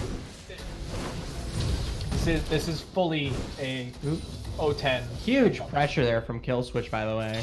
Already Aliman and Phantom Darius not looking great. Hippo's now trying to get deep into this dragon, get knocked up in the process. Absolutely deleted the passive, just barely trying to kill Aliman. Aliman's dead. Calling the Forge God. Phantom Darius now getting targeted by their ace in the hole on the side. They're chasing him down. Flag drag with the knockup. He's still managing to kite this one out. Hog incredibly low. Bubble not quite going to hit now, but as he's locked himself in the alcove, he's able to make his way out. He's going to be running toward this turret here. I don't think he's going to be able to survive that one. It's going to be the flag from Hog that picks up the kill there. That's 3 members of Dorito down and a free dragon secured for the side of 10 Death Power Spike, the first of the game, actually. So, I mean, Graves obviously surviving so long there due to the True Grit passive, but in the end, it doesn't even matter. Kill switch is just so far ahead on this Ziggs. He actually killed Aliman before he was able to ult, which is something we talked about being the game-breaking opportunity for this O10 squad. If Aliman can't ult effectively or offensively, and being forced to use it, you know, defensively to get away from ganks, or just to not be able to use it at all, means that this champion is effectively not existent. This makes the game a 4v5 in favor of O10 Power Spike, and this is giving so much opportunity for Ashton, who, you know, after coming off last game, needed some type of boost, and his team has honestly given it to him. They've given him the Caitlyn, who's able to push this lane in aggressively. They haven't had to worry about any ganks because Phantom Darius just wasn't going bottom lane that much, and every time he did, he was met with the full squad of O10 in OP kill switch and, you know, router every now and then.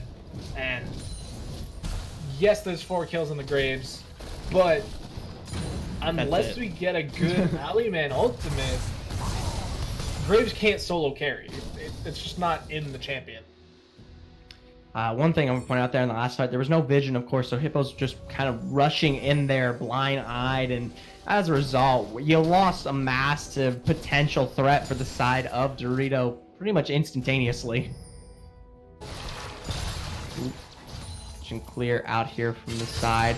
Our aggression from Hog. Toss a flash. Cataclysm in the meantime with the Mega Pro. Good unstoppable force in this backline as they press on Ashen. Now Aliman trying to look for the escape. Kill going the way of this Caitlyn now. Ali continue to push out this mid lane. It's a 4v5. He was able to get the unstoppable force off this time, but the pressure applied from Hog Pasta was too much for them to deal with.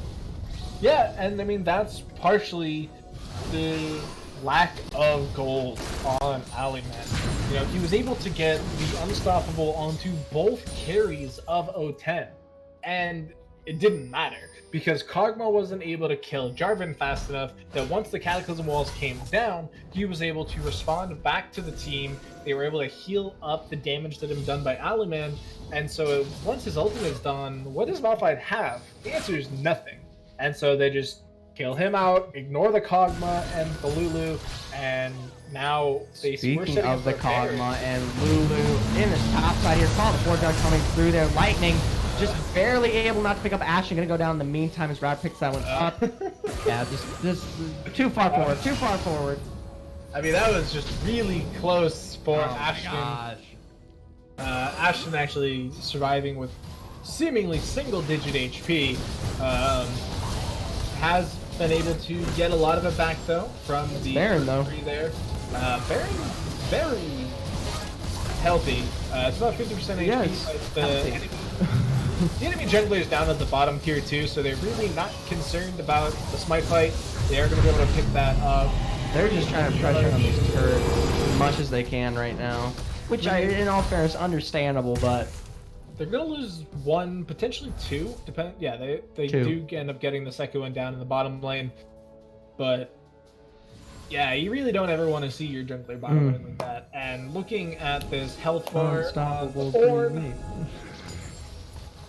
that Ornn health bar has so many tick marks.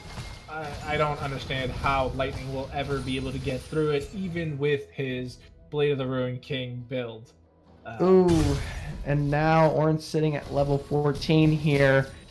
He's got those orange items coming out already. Ashton, the first to pick that one up, getting the Molten Edge on her belt. And like I said, the gold value on some of these items is absolutely absurd once you start getting them across the whole team. And late game, I still don't think Lightning on this Kog'Maw really can deal with something like that.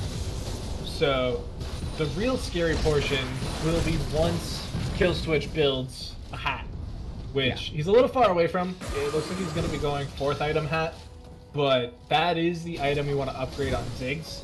It's just so cost effective. Oh my gosh. But you can't really compare to that upgraded hat, the death cap there. But even already doing 50% HP on one bomb, that's an odd interaction. I'm not gonna lie. Pasta Boy is actually gonna die. Throws down the Gargoyle Stone Plate in the meantime. It's still looking for the chase here. The inhib going down. Meanwhile, Hog super low, using the Flying Drug over the wall. Straight into the side. Collateral damage picking that one up. Call the Forge-on Tidal Wave. Not quite gonna pick up any meaningful knockups. Hippo's so far deep in the back line. Ashton rips through him instantly. Just absolutely Come smoked. on. Come on. Why would you path towards the mid lane at that point? Yeah, I mean you have to fight, you know, the 5 kill Ziggs, the 4 kill Caitlyn. You have Grievous wounds on both the top laner and the middle laner. Like you're not. Look at this. Now that is a spicy way to play this one out. They opt to give off this tier 2 bot lane tower to pick up the Drake in the meantime while they know the positioning. That actually sets up Soul Point for them though, which is some. I just like that. I mean, I guess I like that. I think it's the correct decision, potentially because you do get 10% cooldown reduction for your Malphite, so it's potentially worth it. But I think the bigger thing, honestly, is keeping it away from O10 squad. Completed Wit's End for Lightning now. And for Hippos. Oh, you're right, and for Hippos. Totally. I always loved the Wit's End play on the Volley Bear. Not really a carry in any given way. I understand it. I understand. I just don't see Volley Bear played enough to really. This is what I was talking about earlier in the passive forward. While below half HP, heal for 33% of this item affects damage down, and increased to 100% for melee champions. So, in reality, it's actually not nearly as good as I thought it was, because it does 65 damage on hit. So he's going to be healing for 65 damage per auto attack, while below 50% HP. Both 5 members here stepping up. Phantom Darius pretty far forward there. No Flag Drag came out from Hog in the meanwhile. Baron buff is down now. Just saying. So the push isn't going to be as effective anymore here. Just looking for the consistent poke. Big trap going on to Alley Man there as well as Mega Inferno. OP kill switch just obliterate Alley Man. I mean, of course he's full AP, but I did not expect that. Call the Forge God coming through, getting the double knockup on the bot lane pairing here. Wild Growth going to be saving the day. Spam Darius is taking low. Kog'Maw trying to step back into this. He's not quite able to push himself forward. Wild Growth going to go down. In the meantime, it's going to be 5 against 4 still. Wow, Router picking up more items along the way here. Finishing that one. Going to get the Luden's Pulse going towards Ziggs here. More damage on the belt. Big stab on charge in the meantime. You see these sauces overkill. Just throws down the bouncing bomb. Going to pick him up in the meantime. Ashton the kill on to Lightning as well. Turn their attention onto the inhib here. They can end. Alley Man, Phantom, and Hippos up here to make the defense. Another Mega Inferno bomb. But a huge unstoppable force as well as Thunderclaws coming through. Hippo chasing this one out now. The zone gives in the Cataclysm. Hippo's barely able to survive there. The passive healing him for so much. The bubble not gonna stop his Phantom Dare slides through. And then on a surprising turn of events, 3 members of 10 deaths go down. Kill Switch could die. Oh my gosh. He's getting chased down by the Volley Bear. Oh, I don't think he can There's fly. no vision that way. Wrong vision, Okay. wrong way, wrong. Unstoppable force from Alley Man just flipped the game on its head in that last minute. I'm at a loss. I don't care if they lose this game. Malphite just won it in my heart. I mean, that's why they picked the amazing. champ. That is why you pick Malphite in any sense. Like, you don't pick him for the AP damage, you don't pick him for the tank stats, you pick him for the 4-man unstoppable forces. That saved the game. Without that ultimate, the game ends right there. But they get the 4-man knockup. Graves is so far ahead of the opposing jungler, working on a flame horizon at the moment, only 10 CS away. But I mean, holy moly. This so good. Was on a That was all that's secured, and then and just within seconds, now we're back to it. Now I still think 10 deaths here definitely have the complete advantage right now, sitting on that extra 6,000 gold spike, and the pressure here on Baron. That's going to be probably another secured objective for themselves. But it's not to say that they're completely out of it. I mean, so what they need to do is they need to set up another poke scenario again. Right now, they are just going to try and burn this Baron down, and they do have a very quick Baron at this point. But they need to set up a situation where Ziggs and Caitlyn can poke them out. There's not a lot of sustain available on this Dorito squad outside of the... Tidal Wave not quite a hit. Call Force getting the double knockup. Mega Bomb only going to hit Hippos there as we see Cataclysm on the Phantom in the backline. Another unstoppable force. Steve Lightning picking it up with the clean. Wild Force coming through their router now, trying to make the escape. Going to be unstoppable for a second. Not able to pick up Hippos as Ignite comes through. Another kill going the way of Lightning. Ollie Man again with a crucial ultimate to save the day. GG, well played. Woo! AP Malphite. 3 items. Oh well. He's not even 3 items. He's yeah, I was gonna say just Void Staff and Luden's Echo on his belt. I love it. Look at that. That's a secure drink. That's gonna be soul for themselves now. That is, I love it. I love it. Mega Inferno Bomb coming in again. That is such a low cooldown for OP kill switch. So that fight was looking really good. The interesting decision became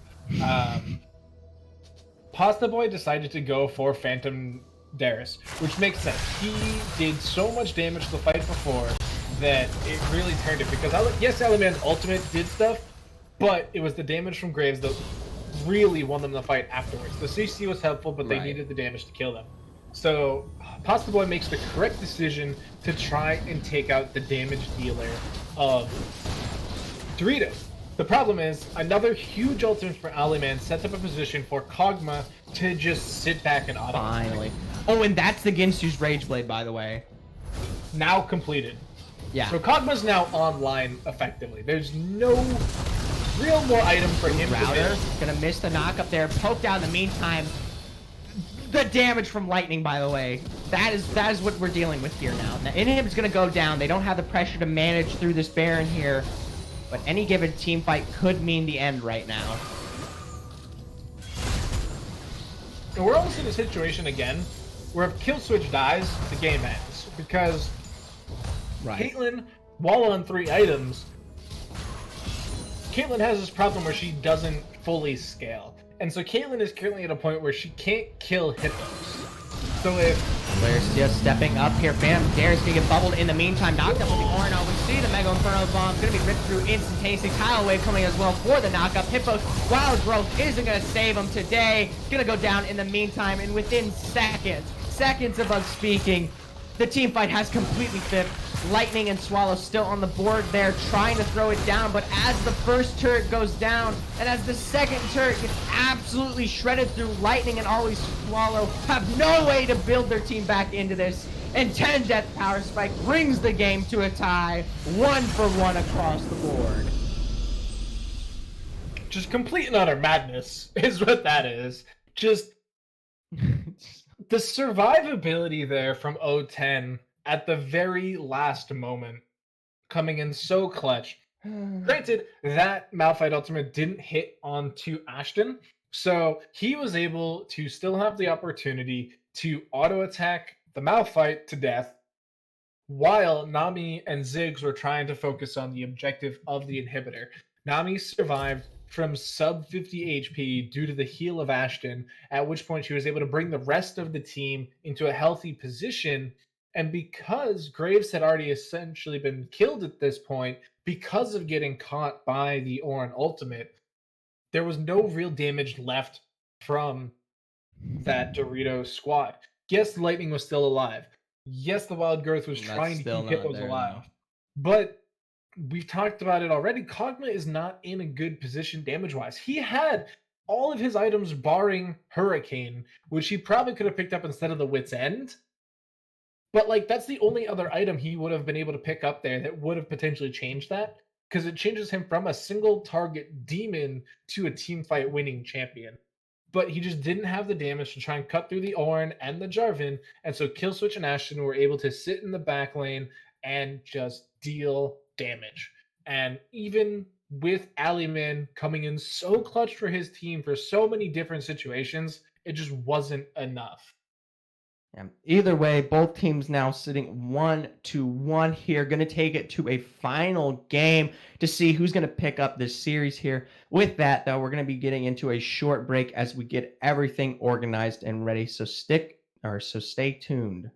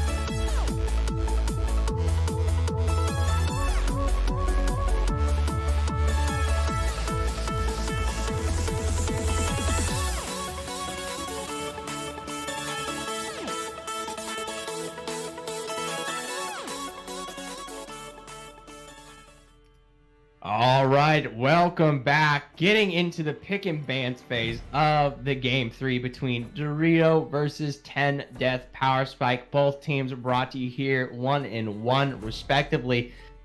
Every ban now across the board except for the Nasus has been played here. The Ziggs, Lulu, Vel'Koz, Echo. They're taking everything off the plate here now. For good reason, though. They haven't been Malphite yet, so we can still see that. Set is going to be the final pick of our first rotation. And so now with Dorito, once again on the blue side, they do have absolute first pick available to them. And so I believe first game they used it on the Volibear, I think. Yeah. Which is still available one more time. Last game simply did not go very well for them. This time they are going to decide to go ahead and use it on the Nami. With Lulu banned away, that has been the go-to pickup from these two teams. And so now that not both of them are available, it is going to have to be a different pick for 0-10 Power Spike. I do love the decision for the Caitlyn once again, though. Keep on running. Keep Ashton on something that he's comfortable on, that he can take full advantage of, and set him up for success instead of failure. Looking now, though, like you said earlier, the Nami going to make its way back onto the side of Dorito here. We saw it played last game.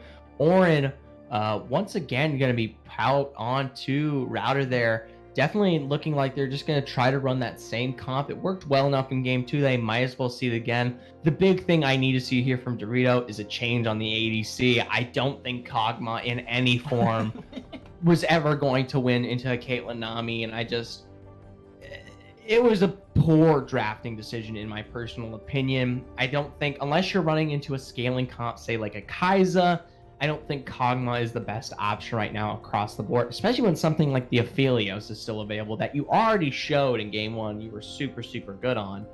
Either way here. It is available. Yeah. They do decide to pick the Galio to finish their first stage of picks. I do think Galio right this second is in an okay position. Obviously, the change to his W where he can't flash while channeling is still in effect, but they did just buff him to allow the passive magic resistance from his E channel onto everybody who is within the circle of his ultimate, which is kind of nice. It's one of those weird buffs that just kind of exists, but a lot of people won't see because it is not a visual buff. But it's okay. I do think they should give him back the Flash W. I don't think the thought process of unreactable is really a thing, considering what else we have to deal with in our game right now. Think that's the Aphelios? Yeah, that ban. Okay, so it looks like 10 deaths. They're going to ban away the Aphelios, which brings me back to the surprise of how that did not get picked up by Dorito. There's still a lot of viable ADC picks on the board here, unless they get banned out, of course. Misfortune's still available. You still have a lot of other strong picks you can run into. Either way here, curious to see what they will pick up there. Like I said earlier, it's going to be kind of the crux here of Dorito on this game. I would like to see a Misfortune. I think a Misfortune would work out very well. We are going to have to see what 0-Death Power Spike decides to ban away. It is the Vayne, another hyper-scaling champion, which does seem to be the go-to for Dorito. We've seen the Aphelios, we've seen the Kog'Maw. The Vayne's been a constant ban all 3 games. We will have to see what Doritos decides to take away with their last ban. And then 0-Death Power Spike will be given the opportunity to first pick their support / mid laner. Presumably, we could have Jarvan mid, who knows, but history has shown me to believe that it will be Jarvan jungle. Sylas. Okay, just to confirm, the 2 bans on either side here. Dorito, that's going to be a Sylas ban, and of course, on 10 deaths, that is the Aphelios. Either way, first pick going over to the side of 10 deaths here in the second phase of drafting. Going to be the Janna down the bot lane, now that Lulu, of course, isn't on the board here. Another really high sustain for your AD carry. Can definitely enable some of the damage as well here. Really curious to see what Dorito's going to counter with, though. Hopefully not another Kog'Maw pick. So the gen is really nice in that it stops Volibear from being aggressive once again. Both the Tornado and the Ultimate, the Monsoon there, being able to just keep him out of range. Draven is going to be the lock-in here. I think that is very interesting. Draven known the opposite of Kog'Maw. Yeah, he's really known for his early game potential, but whenever time I play Draven, I just imagine that like first 7 kills they get, and then they have like IE, Rapid Fire, Bloodthirster, and they crit you for like 1300 damage, and you're just kind of like, all right, GG, go next. And they've rounded out with the Olaf, which this time wasn't banned away as well. So I mean, that's an Olaf jungle, Draven 80 carry compared with the Nami. I think Jaina is gonna die a lot. I think Jaina is going to find herself in some perilous situations, especially coming through with Olaf having Ragnarok available at any given time. Talk about that combo. Olaf with the Ragnarok pairing through with Hero's entrance on the Galio, get some general CC going, maybe with a Tidal Wave or a good Thunderous Roar or the pullback with the Volibear. That could be pretty detrimental to 10 deaths, but that's not to say they don't have a lot to mitigate. Ornn can come through with Call of Fortune. Jarvan, of course, has castles available at any given point. Monsoon is one of the biggest reasons you pick the Janna as a whole. Now, of course, Ragnarok really doesn't do much for that's not really going to stop him any given way, but I definitely think either way, there's definitely mitigation across both sides here. But huge windows on both these. I do like that Kill Switch is not tunneling onto a pick. I do think that the Ziggs worked very well last game, but this game they do give him the ultimate counter pick, and he decides to pick Corki into Galio, which I think is fantastic for the Corki. He is a 50-50 split damage dealer, which means he does do 50% magic, 50% attack damage. And so Galio, typically known as the anti-mage, throughout his existence he always been very high magic resistance, and so Corki does get to kind of cheat that a little bit by building attack damage, by doing attack damage, but it makes for Volibear and Olaf gonna have a really tough time itemizing effectively. And so for 2 of the 3 frontliners, Corki gets to shred them very effectively, especially once he's able to get in range with that Gatling gun, which also shreds defensive stats. So I think what we've seen from Killswitch so far is setting him up currently for another just pop-off game where he's able to just run around, do lots of damage, control lots of area, and just really put a dent into Dorito's plan. Yeah, I think that's going to be the major kind of thing we're looking for here. Either way, the thing for anyone to watch, of course, is this bot lane.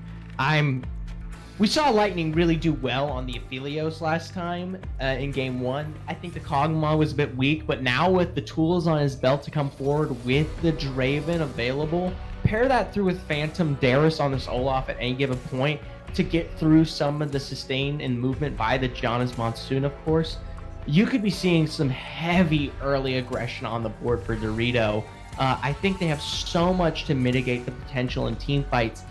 Olaf, Galio, and Volibear respectively can really force their way into some of these dives and start assessing that gold to the appropriate targets on their team respectively.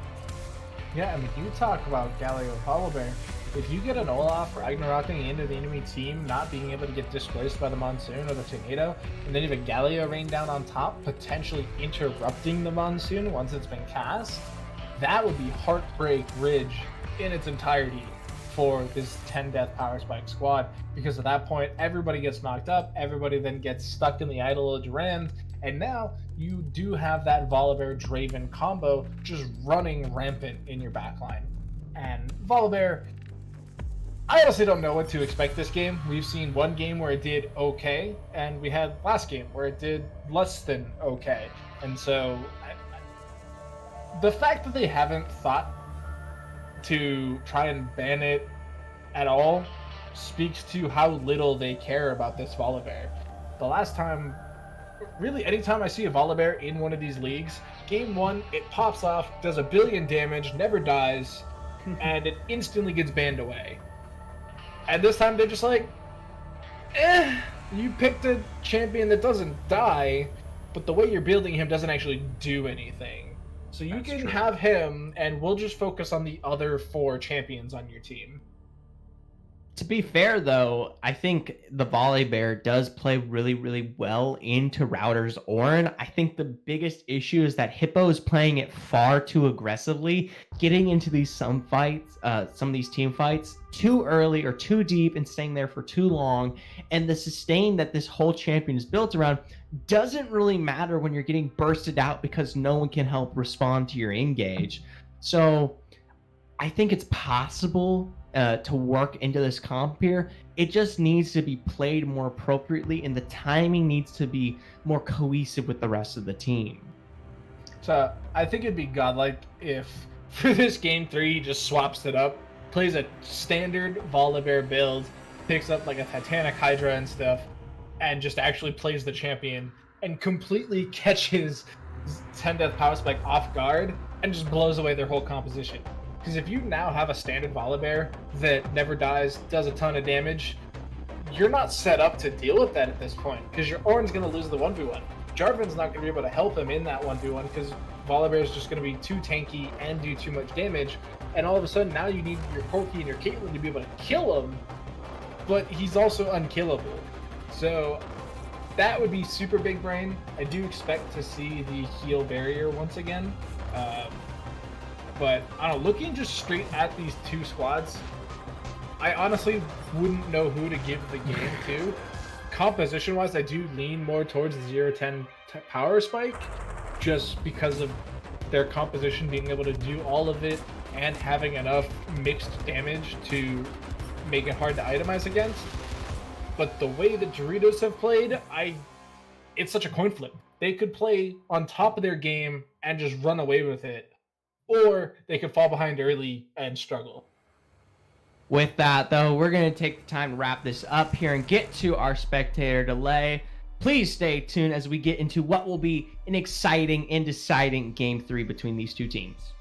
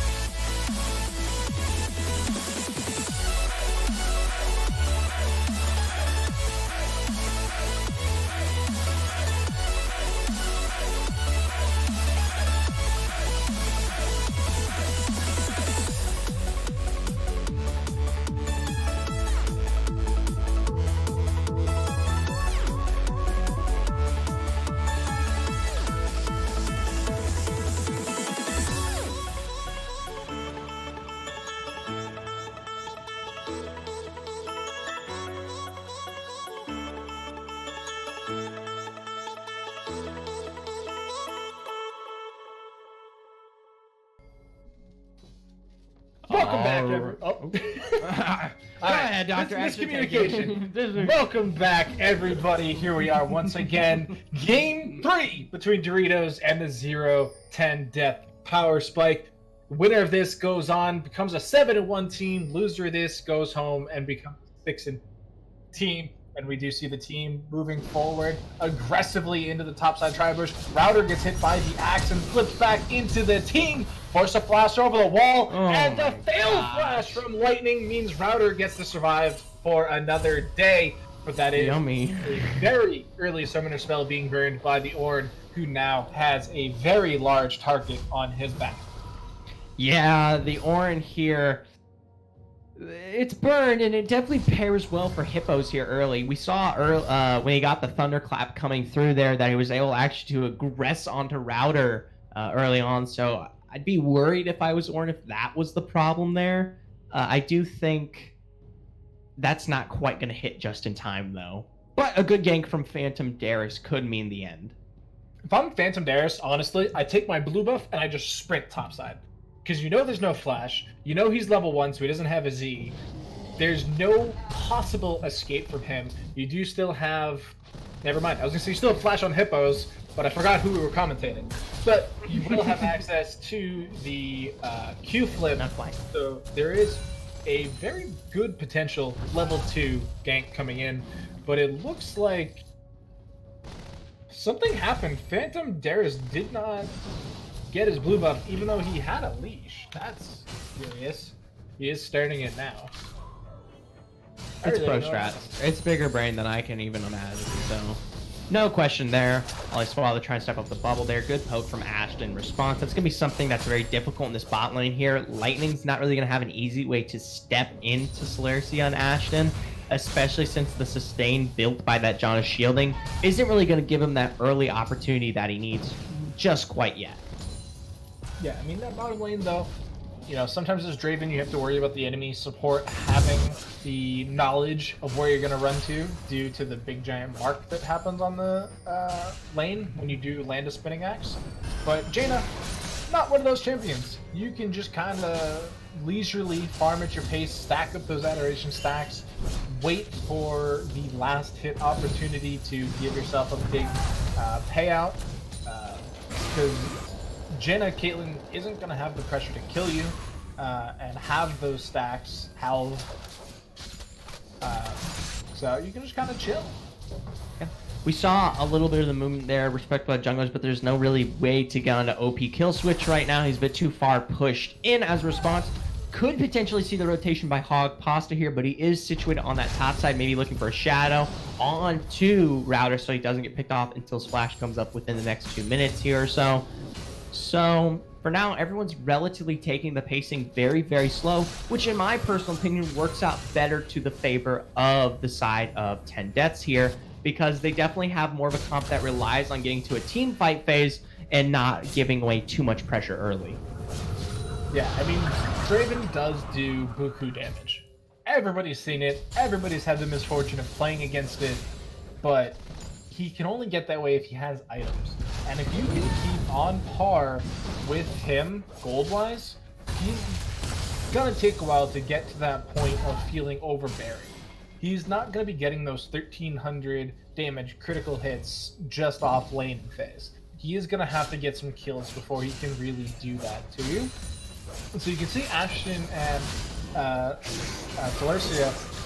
Ooh, Ashton gonna get CC in the process. Bubble does hit, but Lightning's not willing to take too much of that minion aggro in the process. So overall trade going the way personally of Lightning there. Ooh, good taunt on OP kill switch here. He doesn't have the mana available for himself right now. Gonna take a huge trade as a result.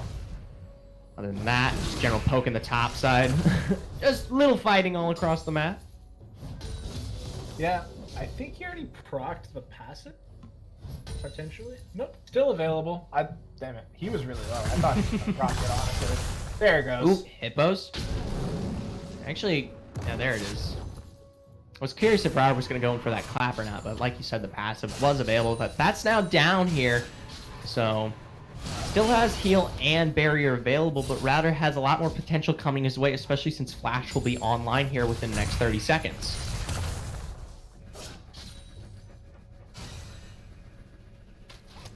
Yeah, and I'm not really sure what Phantom did with his advantage. He's hanging out in the alcove. Nothing But, yet.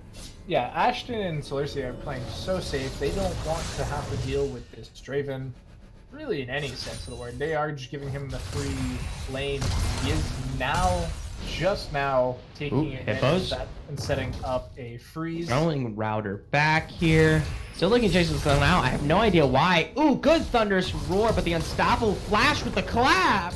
Woo! First blood going the way of Router. Little respect from Hippo's part. Did not even have time to use healer barrier. That was a lot of damage from the collab. Was. I did not expect that myself. I do like the Targons coming up from Jaina, giving them the opportunity to farm from super far away.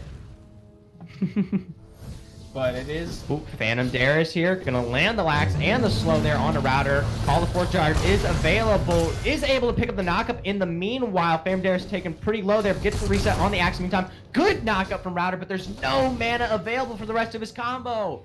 Phantom Darius picks up the response as a result. Yeah, and because he's going the Spellbook route... Huge taunt here. Grass.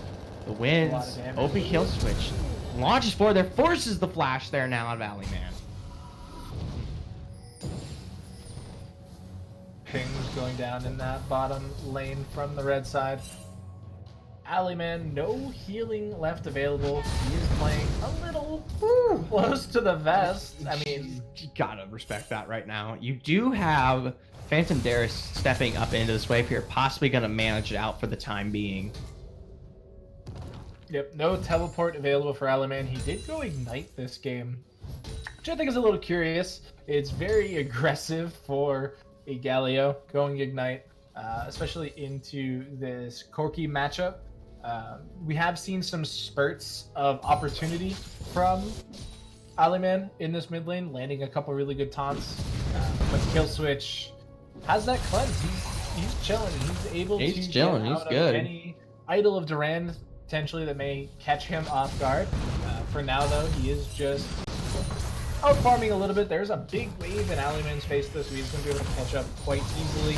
Ooh, good flat proc onto Hippos there with the knockup, but Thunder Claws are available. Hippo's going to run straight into this wave here. Another Q slow comes out as Router's taking down half health, throws down the Ignite to make sure that passive can't kill. Barrier coming through there as Router's taking incredibly low, and with the knockup, Hippo is going to pick up a return kill into this top lane finally. Such a tough lane for Ornn. It's so tough. And he did everything right there. He did. Alleyman stepping up, gonna get the taunt. OP kill switch, immediate cleanse out. The Ignite is burning through there. Potentially gonna take him out. Yep. Yeah, Alleyman securing the mid. Now Phantom Darius coming in there. Potentially gonna push this wave forward. Maybe even get some turret plating if necessary. I was gonna say they could transfer down to the Dragon, but we do see Pasta Boy in a position to dissuade that. He does have vision superiority around the Dragon as well. We do see the control ward dying down in that bottom river bush, but because of how aggressive Lightning and Swallow have been able to play this lane, it is going to be the Ocean Drake going their way. Means so well for Hippo, by the way. Hippo and Alleyman going to be doing so much better now with this Ocean Drake on their belt. The little bit of percent healing that they get from this, especially with Poke coming through from Router and Kill Switch respectively, laning phase now going to be so much easier. Wow. Early. Yeah, very early package usage there from Kill Switch. Just did not want to deal with that mix-up at all. And like you said, the 2.5% healing coming from that early Ocean Drake does add up. It's not immediately impactful, but it is a very small buff. Yeah, if you're sitting in these waves for like 5 minutes here and you're constantly taking Poke, it's going to continually stack. So, always good to see that. Either way, it looks like the next Drake on the map is going to be the Cloud Drake. So it's either going to be a Mountain Infernal Soul. Which is what I was just about to touch on. So we either get a very defensive soul in the mountain, or we get the very aggressive soul with the Fire Drake there. And I kind of want to see the Infernal Soul. I am a little selfish in that I like to see big damage markers go boom. Oh, wow. Big brain concept. I love it. Listen, big numbers make me happy. What do you want? That's what she said. Anyways, looking out here on this top side, gotta pay a lot of respect now to Hippos here, of course, able to pick up the kills self-righteously. I see a little bit of a different build path for him this side. Gonna opt for the Bilge Waters this time, not pairing into the Wit's End this time. Ooh, barely missing the taunt. And I love that just because the concept with the health damage that you get off that on melee champions now, I believe that's 12%. I definitely think that's a better option from what I've seen compared to the Wit's End. Especially since there's no real magic damage that other than OP kill switch as a mixed source that he has to really worry about. I mean, there hasn't really been much magic damage the last couple of games, but to be I fair, do think it is a good decision this game. It does give him a little bit more chase potential onto Router. We've already seen the 1v1 potential in this lane work out in favor of Hippos, but now he has a little bit more sustain. We will be seeing a Bramble Vest coming in very soon for Router. He already has that cloth armor. He could probably upgrade it. He's only at 160 gold right now, so he doesn't need a little bit more. But you've got 320 stacks currently sitting on Draven right now.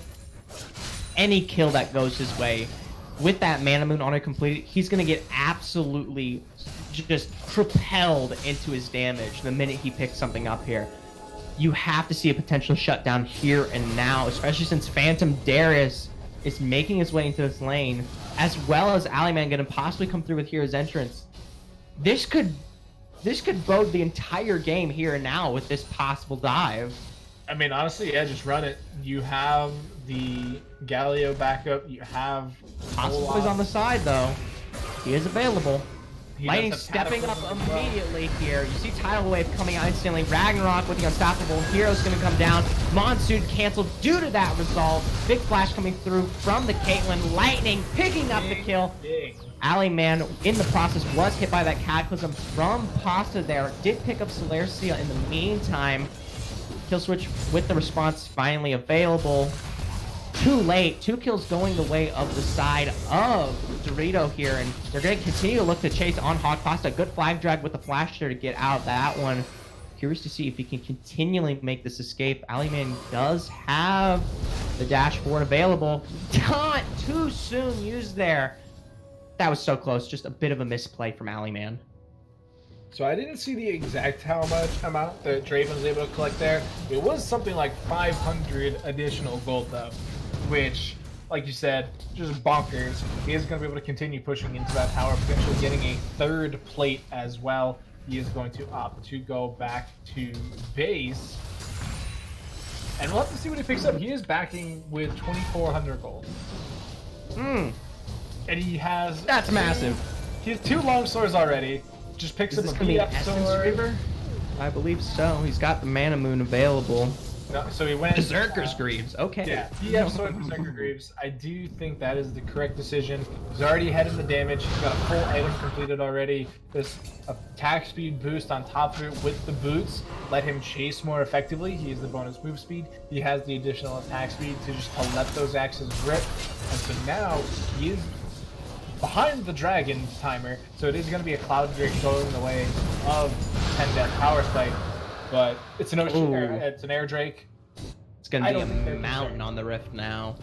So a bit more defensively. Sorry to say, Doc, you're not quite going to get the big numbers that you like to see. I think I'm going to get him one way or the other. There is a Drake. Oh yeah, I was going to say, the Draven may prove otherwise. Not to pay good respect towards Aliman though. He's been really across the board here in the mid lane right now, performing very well, managing OP kill switch, which in these last couple games has been the supreme target for the side of 10 Death Power Spike. So really love to see that. You do hear the cry of the Rift Herald going down. Phantom picking that one up for himself. Gonna be able to take it.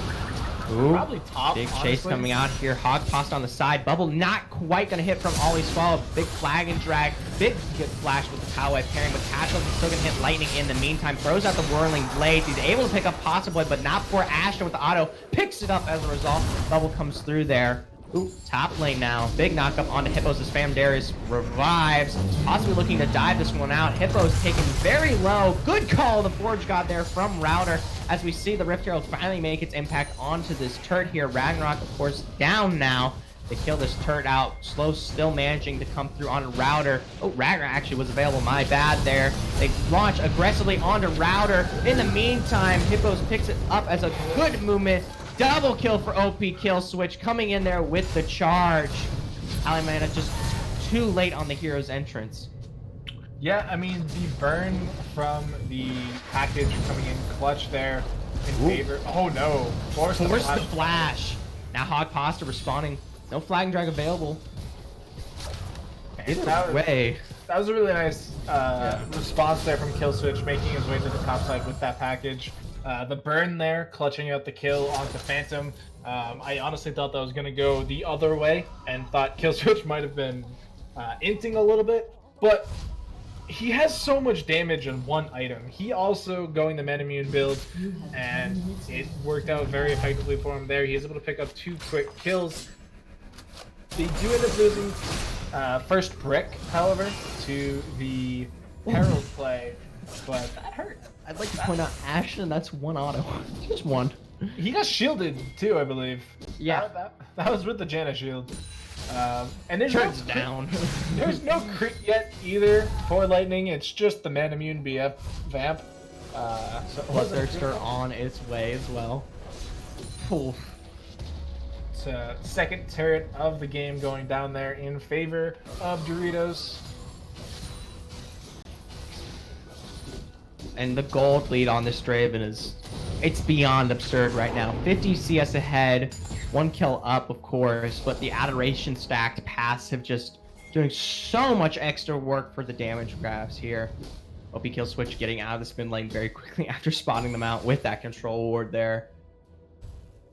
Everything's boding very well for Doritos right now, sitting on a 5,000 gold lead pretty comfortably. So I am curious to see how Lightning fights end up going, because it's pretty easy to play Draven in laning phase. You press Q, you run up, you throw it, you do 800 damage per auto attack. It's pretty easy. The real test comes in when these team fights happen and you need to manage your resources. You need to somehow dodge the entire enemy team while still picking up your axes off the ground, and it gets a little bit more difficult, especially when you have Router and Pasta Boy looking to dive on you. And, you know, if you get caught in a Cataclysm and your axe lands outside of it, that's now a big decrease in DPS that you're going to be experiencing.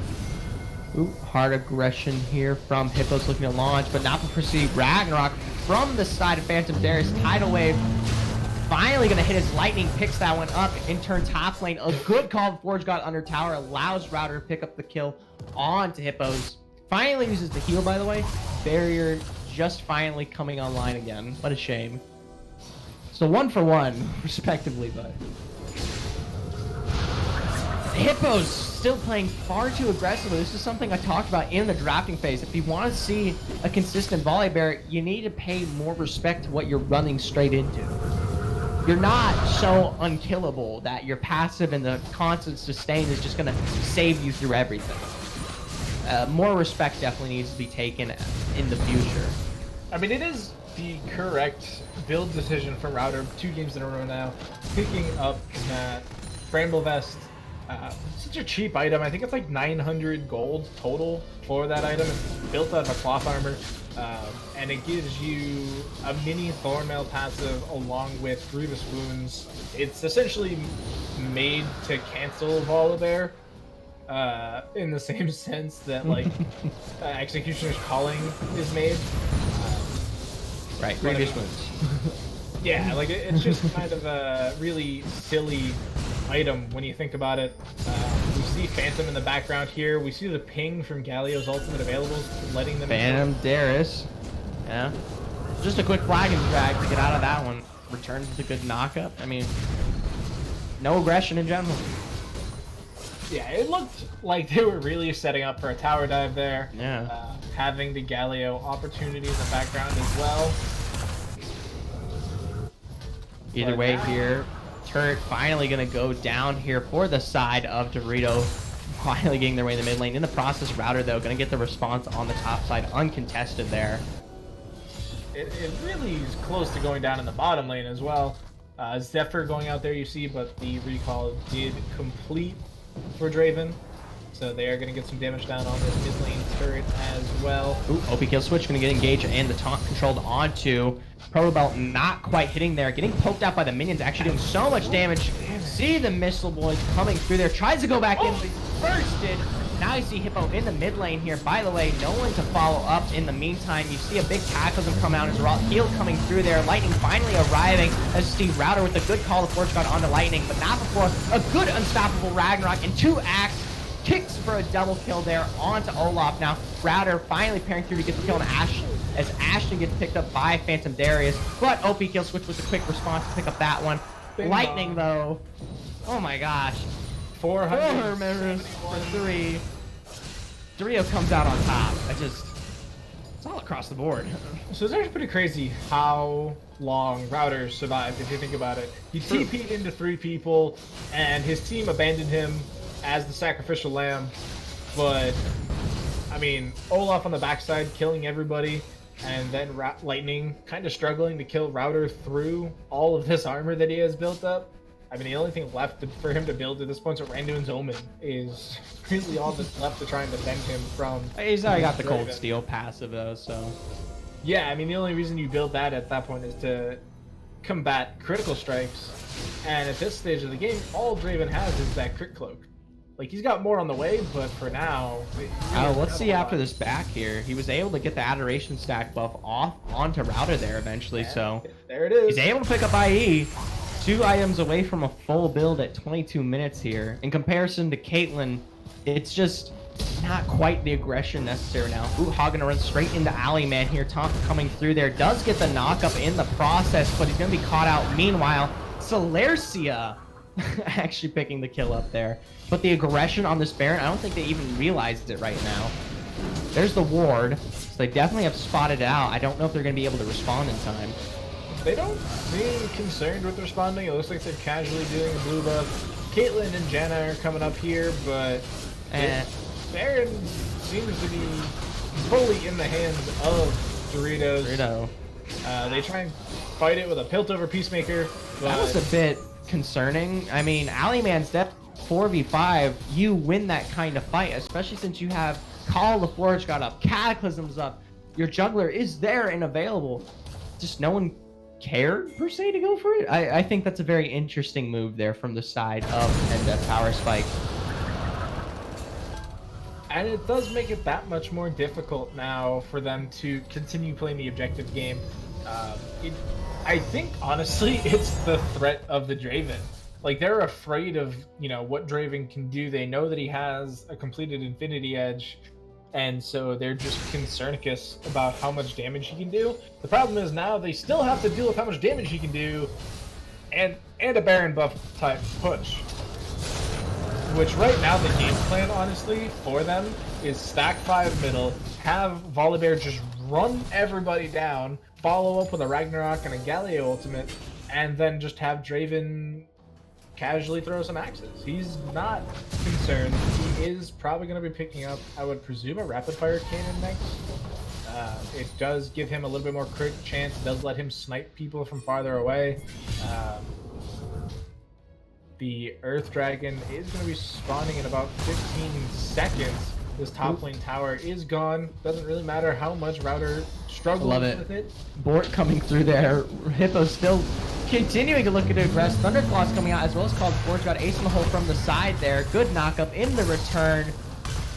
Not going to be able to get the rest of the proc, but yeah, Dragon, no respect. I mean, you see Hog Pasta rotating top.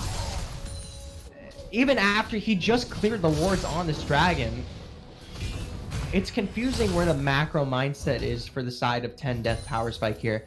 They're giving up so many objectives for actually nothing in response. They did even get Banderas here. OP kill switch trying to run in, gets the package, throws down the exhaust in the meantime on the lightning, but it's still going to go down. Does not matter. Alleyman throws down the Proba, gets a knockup, able to take out Solarcia instantaneously. 2 members down for the side of 10 Death Power Spike, and with Baron buff, they're easily able to push into this turn. Possibly, yeah, no, they're going to pick up the inhib as well. Should they? Possibly. They don't have quite a wave, though. They do have a very tanky Galio and a Siege Minion. And I mean, you have a Bloodthirster Draven. You're really not concerned about survivability. That was probably Killswitch's one mistake I've seen from him all night, was that package play. Simply because he had no tanks available. It was him and the Janna versus the Worlds, which doesn't work out. Even with exhaust on Draven. Yeah, when you have a 3-item Draven, it's really tough. If Jarvan had been there, and you could have gotten a Flag and Drag Cataclysm on top of everything else, potentially you have a play to be made. Look at Draven. Lord Dominic's regard. That is going to make most of the tanks on the side of 10 Death Power Spike here now basically irrelevant to the cause. Yeah, I mean, Pasta Boy, he's getting there. Cinderhulk, obviously being his first item, and then following it up with Merc Treads, and now picking up some armor. He is a little bit behind the Draven curve, which is just... The Draven curve is something you really don't want to see. But I mean, Ornn, yeah, it's like bad. I really don't have words for it. I mean, you're seeing it. This is the big numbers that you were talking about. When you give him 5 kills, he only has 1 item slot left before he's full build, and we see Caitlyn at 1.5 items, sacrificing 800 gold to the Grievous Wounds God. 4 members, by the way, of the side of 10 Death Power Spike all have Grievous Wound options. That's how abusive the Bloodthirster Draven is. You need to have that much of a response called out immediately to just mitigate. Which is funny, because he's just going to kill you before it matters anyway. Doesn't even need the health back. He still does damage. I mean, yeah, he's got Nami. He wins the fight, and then Nami heals him up afterwards. It's really tough to see a win condition right now for 10 Death Power Spike. Killswitch is the shining light right now at 4 and 2. He has 2 completed items. But I mean, just look at their tank. That Jarvan is toast. And so at that point, they're able to just walk up, take the tower, and position for the next one. We do see a trap line set up, but with Baron now in a minute, they can just fall back, set up some vision, and just position themselves for that, which realistically they already have vision, so they can just hang out here for the next 40 seconds, get as much damage down onto the tower as they can. Why the knockup? Alleyman taking low instantaneously. Hot Toss is going to launch forward there. Gets amazing catches, but the knockup not quite going to hit due to Ragnar and a good stopwatch. Lightning, though, with a good Whirling Blades of Death, able to pick up a kill in the backline immediately onto Solarcia. It's just... And the healing now coming through here. The little Ocean Drake poke gonna not quite hit. Lightning stepping up there, able to pick up OP kill switch deep in the back and getting it knocked up in the process. The Ignite is down, he's super low. But now before Famdares gets the response kill on to Ash and Hippo's healing there respectively with his passive available there. They're all trying to pair in. Hippo's hit by another turret shot, still not taken down in the meantime. Router and Hog doing their best to defend this. I don't think it's game for 10 Death Power Spike, but it's pretty much there. There's another inhib going to be taken on the side of Doritos here. So I'm going to use Hippo's not dying to that very last tower shot up in the top corner. They're still looking to end. Taunt coming through double on the side of Alleyman. Good damage. Hog Pasta throws down the Gargoyle Stone Plate. Doesn't matter. Hippos picks that one up for the side of his team with the Thunderclaws. And now with only the last bot lane and top to defend this one out. No ultimates available. Turret is just being ripped through. OP kill switch coming through with the package. Hippo's going to be taken down in the process. Alleyman tries to get that taunt, but it's going to be a double for OP kill switch. Finally, it looks like we do see Phantom and Always Swallow finally backing off of this one. So, oh my gosh. Yeah, things looking a little rough for the 10 Death Power Spike squad. I do want to make my once a broadcast announcement that towers simply do not do enough in this game. We like that last tower shot topside before the fight did there. not kill hippos. I thought that was surprising. I mean, He did why not have even passive a running tower? or anything. Yeah, That's he had crazy. 0 healing. He only had 1 armor item. He only has the Sunfire Cape. Ryan, please buff towers. I missed the laser beams on the Nexus turrets. I gotta be honest with you.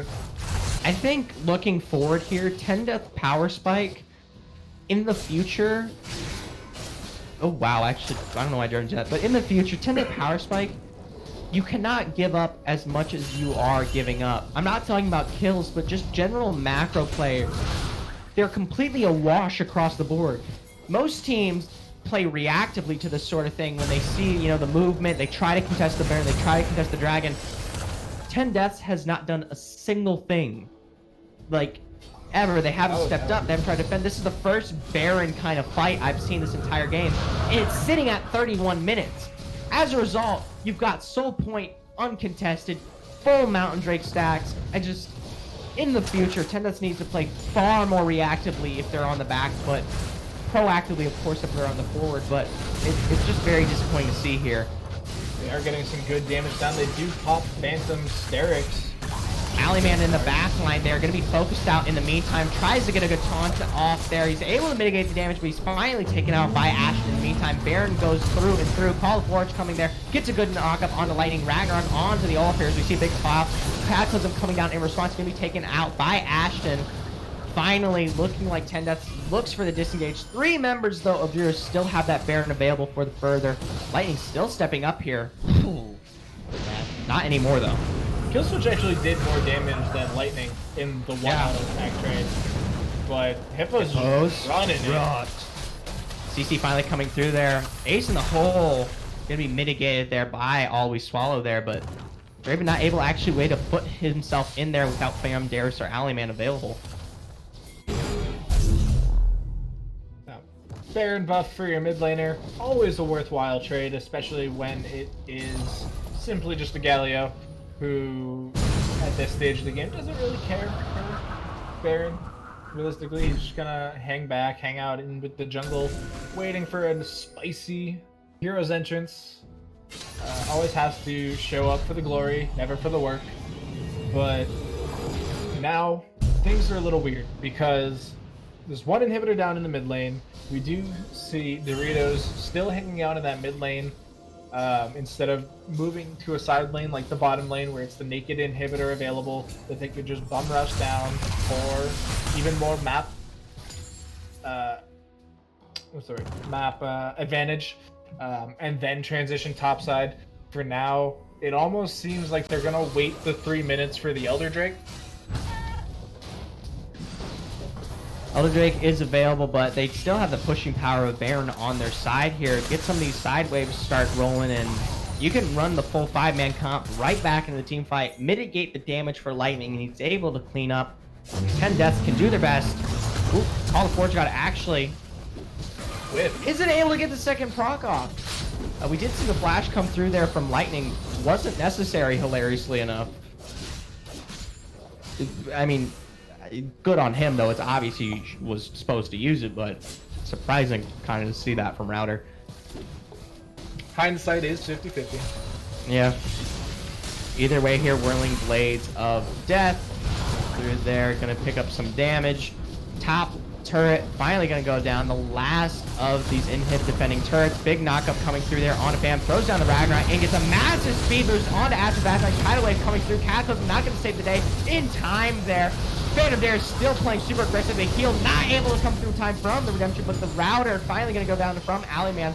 Lightning not even the one fighting this one out. OP kill switch gonna be bursted through as we see a bunch of damage there from Hippos. And finally, Lightning stepping up. He's actually taken down by the Fountain in the meantime. Hippos in response is going to be able to pick up the hot cost of White in the response. As we see Nexus just finally being chipped away. Doritos, after an extended game 3, are able to come out on top and take this whole series to a win.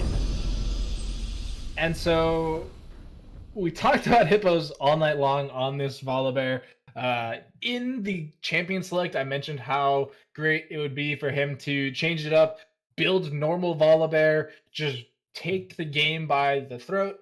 And yes, we still had some silly summoners, but he went Bork, Sunfire, Sterix. That is what you expect from a top lane Volibear. And yes, he went 3, 5, and 5, but it's just so much easier to play the champion when you build them correctly.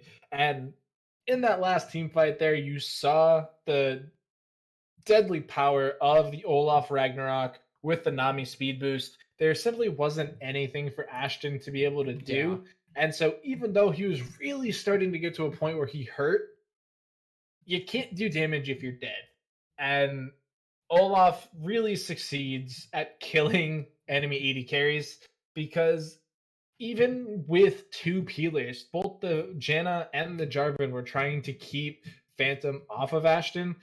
It wasn't enough. We saw the Reckless Swing come down, do enough damage to take out the Caitlyn, and at that point, Corki's the only main damage dealer, and he simply did not have enough to compete against Hippos, Aliman, Phantom, with Lightning dealing the damage on the objectives.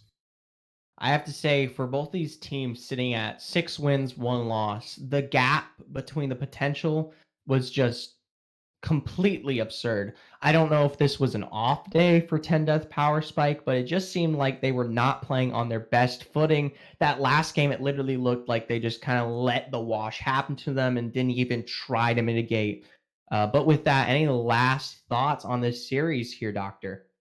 Honestly, I think it was a great series. There were some hiccups at certain points between both teams, but honestly, I think both teams played really well. We saw some very interesting picks and some interesting decisions, but you know what? That's what makes the game fun.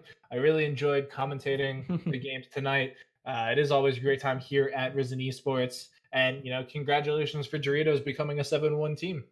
Yeah. With that, though, I just want to let you all know we always appreciate you guys coming out here and giving us the support on Risen Esports, the viewership, the commenting, keeping the chat constantly on fire, especially tonight, surprisingly. But with that, though, we appreciate everything y'all do for us. But we're going to be wrapping this one up. So I bode you all a good night and join us next week as we go into another great week of Risen Esports.